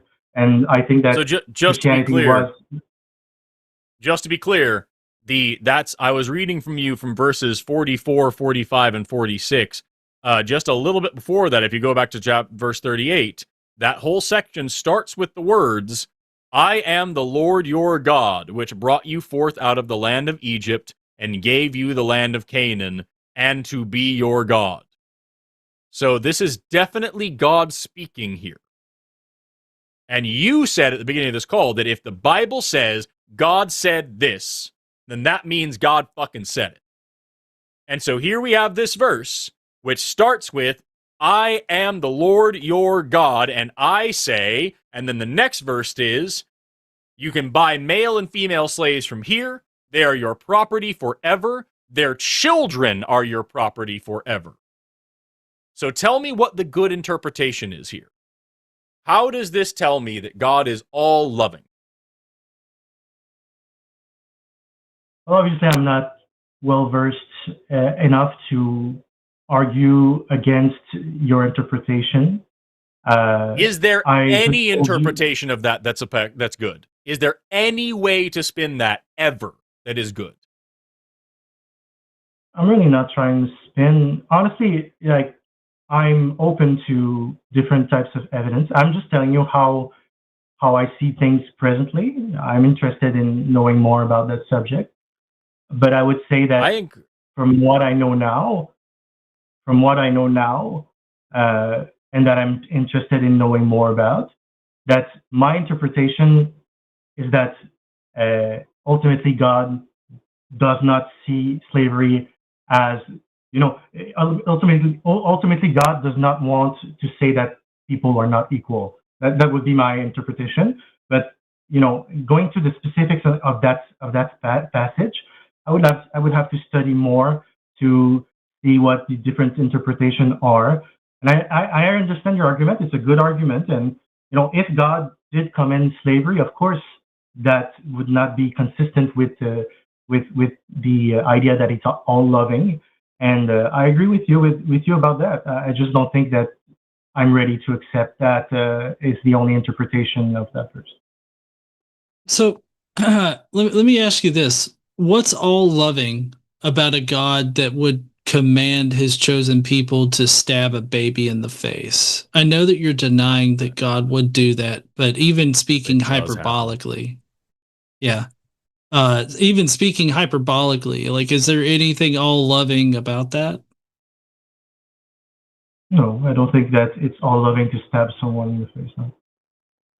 Well, specifically babies is what I was trying to focus on there, because that's the most egregious thing, I think, right? I mean, if God came down, right, unequivocally, you knew it was God, Jesus Christ himself, standing right in front of you, and he was like, hey, there's a house of non-believers right next to you. What I need you to do is I need you to go over to that house and I need you to stab their babies in the face. What would you do if Jesus himself was standing there in front of you and asking you to do that? Well, obviously that's not something I would do. No. Right. So you would correctly tell Jesus to fuck off and don't come back, right? I would think that would not be Jesus. Why? We just laid out how in the Old Testament, like, if Jesus is, do you believe that Jesus is God? I do. Yeah. And God is the same in the past as he is in the present as he will be in the future, right? Yeah. Okay. So Jesus is the one that came down and looked, who is this, Saul, dead in the face, and told him to stab babies in the face, right? To cut babies in half, to kill babies, right? So we know that Jesus would do this because he did do it in the Bible. Even speaking hyperbolically in the way that you want to interpret it, which it's not hyperbolic, right? It's definitely not, because the problem with Saul, like in 1 Samuel 15 here, you'll notice that the problem is that Saul didn't kill every single person there, right? There was never a moral problem. There was never a moral issue with the fact that Saul had his soldiers kill babies, right? It was that the problem was he didn't kill the king, right? Saul definitely killed the babies. God had no problem with that. Okay? So we know that Jesus would ask that of people. He's done it before. He's done it several times. So you saying, I don't think that would be Jesus, is again you making up excuses that comport with your already existing moral code. And so I get that you're compartmentalizing right now and that you're suffering probably from some cognitive dissonance. And the only way that you can resolve it is by rejecting the things that we're telling you. But no, if Jesus... I'm not trying to be... I don't think that I have cognitive dissonance. I agree with you that the interpretation that you're giving to these verses, if that would be exactly like you said, yeah, that would mean that there would be a problem. Definitely, I agree with you. Okay, so you would totally tell Jesus to fuck off and don't come back, and you would no longer be a Christian if Jesus asked you to stab a baby in the face, right? If in the exact context that you're saying, there's a baby in front of me and I see Jesus and he tells me to stab him in the face, yeah, I would not accept that. No, I would not. See, you're a good moral person that is trying to make sense of a horrible blood god, right? You're a good moral... I understand what you guys are going to say. I do understand, and I'm just not ready to accept like every interpretation that you've given, because I really have many other reasons to believe in the Word of God. So Max, yeah, there's a bit of a misunderstanding here. Okay, there's a bit of a misunderstanding. We're not interpreting anything, right? We're just reading words off the page. It's called literacy, right? We're just reading the words. I have not provided you with interpretation yet, right? I've literally and Forrest too. We've literally just read shit off of the page of your holy book of what your God has commanded. Okay, well, you agree that it's not always clear cut of, something is written and then it means exactly what the words are. Why would God do that? Why would God do that? Why would your God have something written about him, right? Put his stamp of approval on it, affirm it in the New Testament. Why would he do that if it's not representative of what he meant or what he wanted to be communicated about him? I don't think that's what I said. What I wanted to say is that a sentence, let's say, can mean many things. Sometimes it's not exactly the meaning that is literal. So it can be many meanings. Is the Bible God breathed? Like, did God have the Bible written? Did he inspire the Bible? Is that part of your belief? He said that is the truth. Yeah. I think that humans wrote the Bible and that they were inspired by the Holy Spirit. Right. So why did the Holy Spirit inspire them to write something that is so confounding to you that you have to do some kind of deep research into whether or not it's hyperbolic to stab a baby in the face? No. In what meaning? Hold on 1 second. Forrest, in what context ever could stab a baby in the face be hyperbolic? Oh man, it's the exact context where from these people you may buy slaves and they may become your property is hyperbolic. There is no context. It's just plain evil. Well, right. Things that are written like a long time ago, it's not clear cut to understand them exactly what they're meant. There are many things that could be, sorry? But that's not what you said. Because at the beginning of the call, Max, I asked you, is the Bible 100% completely true? And you said no, some of it's allegorical, some of it has to be interpreted. It'd be this history, all that stuff. And I asked you a follow-up question. What about when God says something? If God speaks in the Bible, is that true? And you said yes. If God is speaking in the Bible, that is still accurate. And what we've given you here is cases of sex slavery, genocide, and chattel slavery, which is God speaking. And now you're saying, well, it's interpreted, and you have to understand, like, there's translations and all this. Sorry, man. If this is, you have an option here.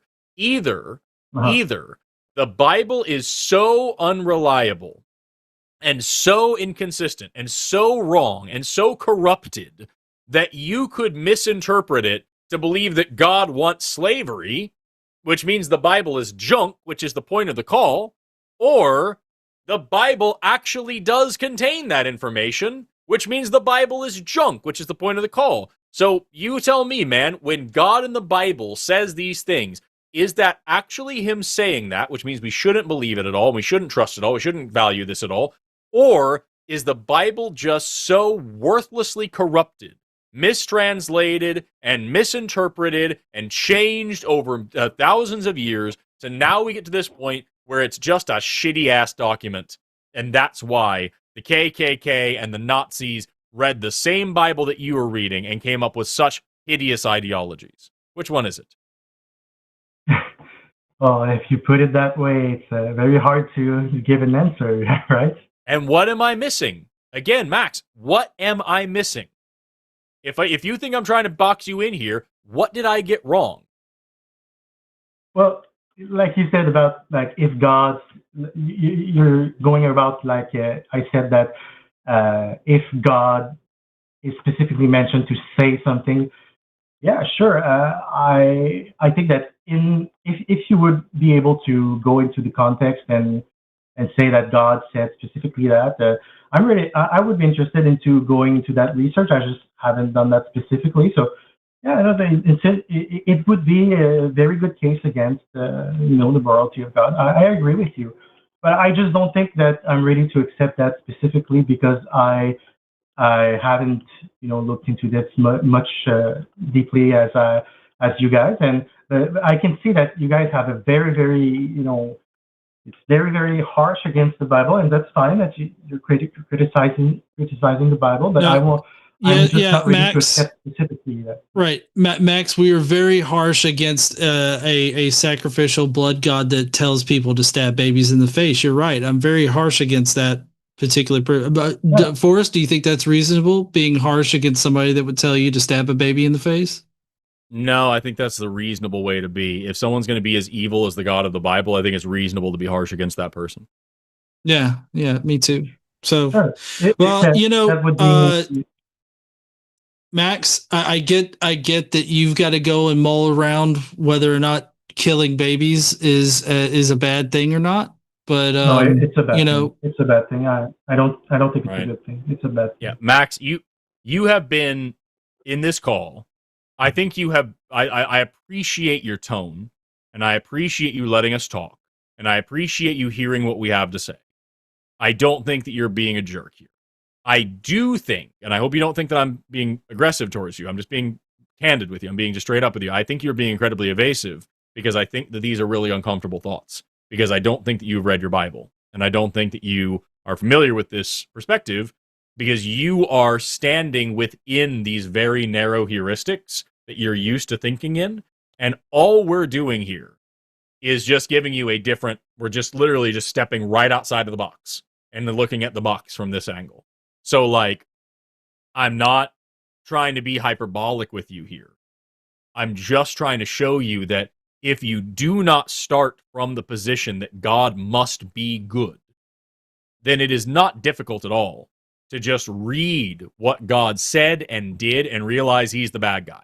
If I show you a movie today and I talk about there's this oppressive overlord that says and does all the things that God does in the Bible. There's a part in the Bible where fucking kids put the wrong incense in an incense burner and God makes fire fly out of the incense burner and set them on fire and burn them to death, and then God commands their parents, don't grieve your children or I'll kill the rest of your tribe. Like, if I tell you that, and you don't know I'm talking about God, you would have no hesitation saying, hey, that is fucked up and evil, and nobody should like that character. That's some beyond Sauron level shit, right? It is because you're standing in this box and saying, all right, well, no matter what happens next, I know God's the good guy, so we'll see. That is why you're coming to these conclusions. So I sincerely, and I mean this really, I really sincerely appreciate you talking to us today. I really appreciate the way the way you've let us ramble at you. I know it couldn't have been comfortable for you. I encourage you to please read up on this a little bit. Can I respond after that? Yes, you may. Yes, you may. The last thing I'm going to say here is just that I want you to please read these passages. And read. There are plenty of Christian scholars out there that have reasons why they can work around these, and they think that these aren't as serious as we're saying. And there's plenty of other Bible scholars, Christian and non-Christian alike, that are very honest about this and say, no, this is actually just a product of the time. Read up on that shit, and I hope you call us back. That's what I was going to say to you. Please do respond to me. Sure. I want to say that I really appreciate that you've taken the time to talk with me today. I wanted to call just to hear what you guys had to say, because I'm interested in that subject, but obviously I'm not ready to debate yet because I'm not very versed into specifically the Old Testament. I have read the Old Testament and the New Testament, so I am aware of all these passages. I'm just going to say that honestly, right now, I have many reasons to believe in God, and I just do think that all these passages that you're talking about have good interpretation that could be not what you guys are saying. But obviously, if these are the interpretation and the way that you guys have argued is the right is right, obviously that would mean that God does not exist. I would agree 1,000% with you guys. So I'm really interested into going deeper into that subject. I'll try to do that, and I'll call back with more information. Sure. Next time you call in, please try to call in when I'm on the show, because I want to talk to you some more. You don't have to, but I would like to talk to you some more. And the next time you call in, I would also like to try this conversation outside of the Bible as well, because this whole time we've been talking about the Bible. So remind me, because I will. I'm very stupid, and I talk to 1,000 people every week. So remind me that I said this, please. I would like to talk to you about the triomni God. You said that God is all-knowing, all-powerful, and all-loving. Even without the Bible, I think that position is illogical and indefensible. And if you take even just two of those, you have a God that isn't worth worshiping. So I'd like to talk to you about that next time, Max. John, do you have anything last before we end the call? Sure. Yeah, I'm taken aback by I'm sure there are good interpretations of kill all the men, women, and children. I feel rough. That it's rough. But I feel like crazy, that is what Max has to say at this moment. I feel like that is where your faith is leaving you, Max. Guys, don't you think that? No, I think that's a bit that's a bit harsh against me, because I do believe that there are many intelligent people that believe contrary to what you guys are saying. So I think that's a bit harsh to say that. I'm sorry. No, it's fine. He's just saying, that you're trying to look for a good way to interpret these passages that both of us are trying to get across to you are really unambiguously fucked up. And so that sucks from our perspective to hear. I'm trying because I'm not versed in the subject. I think that's where you are in, and that's fine. That's fair to say. Yeah. So with that, Max, I appreciate your humility in this, and I appreciate you listening to us. Have an awesome rest of your day, and please call back sometime, because I want to talk to you some more, okay? You too. I'd be happy to call back. Have a great day. All right. Take care, Max. I think Max is a great example of what we talked about at the beginning. And I am talking about him after I hung up on him. I'm trying not to be a jerk to him, but what we talked about at the beginning is that the whole concept of you have somebody who is a genuinely just nice, good person who will make excuses for some hideously evil shit. And I know Max doesn't believe that these things actually say what we're saying, but I suspect that is a defense response, that Max has to believe those things don't mean what they mean when it's right in front of him. So check out these things, man. I hope you dig into it more, and I hope you call us back. And I mean, he denied it, right? And again, I'm not trying to dunk on Max here either, and I wasn't trying to dunk on Max with my comment there at the end at all. I was just saying that I was surprised. I was taken aback. You could see the point where I was like, whoa, because it's like we could find good interpretations of kill babies, and it's like I don't understand that. But I also, I surfaced that a little while ago, and he denied it. But that he's like in dealing with these passages, he was suffering from cognitive dissonance, and so the only way to resolve that is like. Well, there are multiple ways to resolve that uncomfortable feeling that he was probably feeling there. And one is to like change your worldview and adopt this new information that you're being given. Or there's reject, right? And a lot of believers choose the reject. And I get that he wasn't necessarily rejecting, but you could hear it. I mean, his initial thing almost instinctually, like as just a gut reaction was, that's not what it says. Yeah. Yeah. So I do want to also show two things. Number one is that we got a bunch more shows for everybody today. Don't scroll away yet, because I have one more thing before the end of the show here. Skeptalk is tomorrow. It's me and Erica, so be ready to stay up all night. We've got the Line has a podcast with Alyssa and Jimmy. We've got Calling It. So in order, we've got Calling It Now with Promise and Jimmy, then The Line has a podcast with Alyssa and Jimmy, and then Skeptalk with me and Erica. Why are they organized that way? It's stacked all weird on my thing here. It's because of the calendars. The Line calendar comes first, and the other one comes second. Man, whoever made this calendar is fucking stupid. Then we've got Chewed Gum on Tuesday, and Calling It Now as well. So Chewed Gum has Alyssa, and I don't know who else. And then Calling It Now has Ari Mermaid and Jovan Bradley. Then on Wednesday, we've got the Hang Up with Matt Dillahunty. On Thursday, we've got TACIS with Riverboat Jack and Josie Caballero, and then Calling It Now with Luxander and Jimmy Snow. That's our lineup for the rest of the week. But before we move on, before we end this show, I have one more very important announcement, which is that I'm sorry to tell you that this channel might not be here very long. This channel might be going away forever. We might be losing our channel. And that is because, if you remember earlier on the show, we talked to somebody named Brent, who called in to argue with us with me specifically, about my take on gender, and immediately put words in my mouth and claimed that I was saying that gender is no longer a social construct. And then when John made fun of him and called him a Timu Philbro, he accused John of calling him cheap. And after deliberately going so far out of his way to misunderstand very simple concepts and very simple statements, I asked him if he actually is intending, if he had waited in line for an hour and a half to get on the show just to be a pedantic dick. And he said, yes, he is just here to be a pedantic dick. And so we laughed at him. I told him to fuck off or something like that. I told him to fuck off, and then he hung up on himself. That all happened during this show.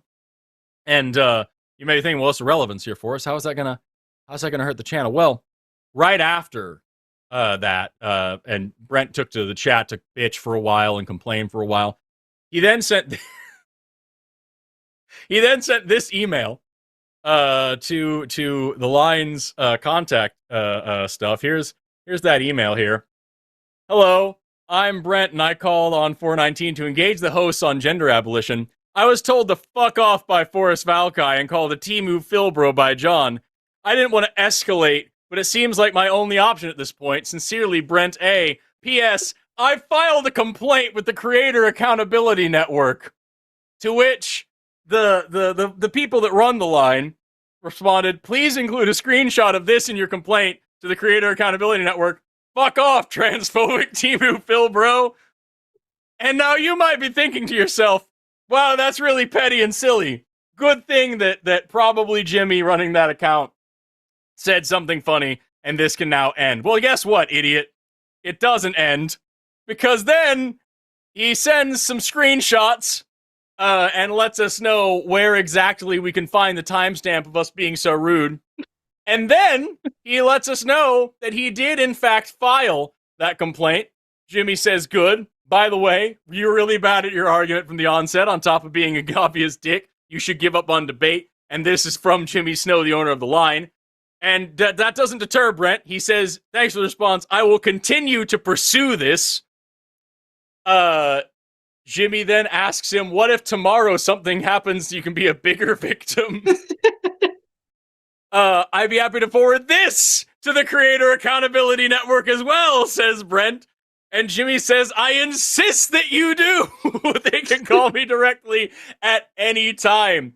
And now this is where our saga comes to an end. Only it isn't, because Brent's not done. He reminds him that he's already done it. And Jimmy says exactly what I would say. Do it again. And then Brent is very upset, so he lets Jimmy know that this is harassment now, that Jimmy is doing it to Brent. Jimmy is harassing Brent. And yes, that is harassment. Brent emailing us and us replying to him is harassment. And we'll see what the Creator Accountability Network, they have, it says they have their number. And that is actually now where this story ends. That is the story of Brent, the whiniest little bitch that ever did call us after all the other ones that call us all the fucking time. The story of a man who called an online debate show of his own free will. No one forced him. Called into this show of his own free will, and then said, I am here to be a pedantic asshole, and then hung up on himself and is now complaining because that happened. So he emails somebody else, and they reply, and then he says, you're harassing me for replying to my email. And we've been reported now to the Creator Accountability, which I had never heard of before, but I did look it up. Just so we're clear, the Creator Accountability Network is a nonprofit organization that is for reporting, investigating, mediating content creators. It's an opt-in network, I think. This is not an authoritative group. This is just it's like the BBB, only less teeth. And that's what we have been reported now.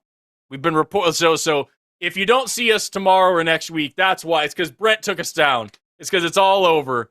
We got just taken apart by the Creator Accountability Network because we were so mean to Brent. And we didn't let him be a douchebag on our show.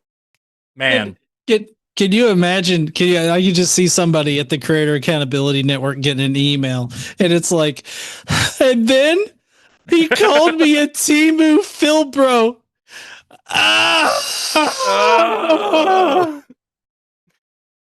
He'll never recover, and we'll have to be paying his counseling fees for the rest of his life as he recovers from the PTSD that we have imposed upon him. Wow. I mean, fuck, man. Listen, no, here's what I love. I love that Jimmy immediately came back with you Timu Phil bro. Bro, that shit right there is why we're friends. That shit right there is why Jimmy and I are friends. Goddamn. Yeah, L Brent, but rip the line. That's really F's in the chat for us because we're all going down now after this. We get I get a ton of these. What's fun, like shit like that happens quite a bit. My favorite one is also I get a ton of people increasingly more often that want to debate in the comment sections on things, and if you don't provide evidence for your claims and argue with them and show all this and that and the other, if you don't argue with them in the comment section for 10 years, that means you can't, and they've already won. Is the whole thing. Like, I get that one more and more as well. And like, I've got a dude right now, we're talking about that fucking the rape network and shit. I've got a dude right now who's literally following me from platform to platform to say that rape culture doesn't exist, and I have no evidence to prove it. And I'm like, yeah, I have plenty of evidence. Call into the line. You don't have evidence. I have plenty of evidence. Call into the line. I don't need to, because you don't have evidence. Shout out to that dickhead. That's the newest one we got this week for me. I don't know. I love my trolls. They're great. They fucking, oh my god, they pay my bills. They keep my engagement hard. Yeah, I love how Timu Philbro, like it's kind of like the Streisand effect. Like he's like, yeah, they call me a Timu Philbro, and now everybody's going to be using Timu Philbro for anybody that seems to be poorly trying to do the Philbro thing. Like that was my point. It's a poor representation of a Philbro, and a Philbro is already a poor representation of a decent debater, and so it's just the bottom of the barrel. Brent should get Timu Philbro tattooed on his forehead so that he can blame us for having that happen to him. And then file a complaint with whoever the tattooing agency is, whatever nonprofit organization gives ratings to tattoo places. He can file a complaint with them that these people forced him to tattoo something on his head. Fucking doofus. Call back sometime, Brent. You're a lot of fun. We'd love to harass you again by having you call us. Anyway, that is actually the end of the show. John, do you have any words of wisdom to leave us with? Not just, I hope everybody stands up, use your voice, and don't be a Timu Philbro. Don't do it. Don't do it, lest you be harassed. Thanks so much for watching, everybody. Let's run those credits. Thank you to Lux for producing tonight. Thank you to Stephanie for call screen tonight. Thank you to Fire Halo for doing the timestamps. Thank you to the people in the mods in chat for keeping things civil and safe, and also for blocking Brent at the end. Thank you to all the people in chat, even the ones that suck. Thank you to our callers, even the ones that suck, especially Brent. Have an awesome rest of your night, and never stop learning. See you later, guys. Bye.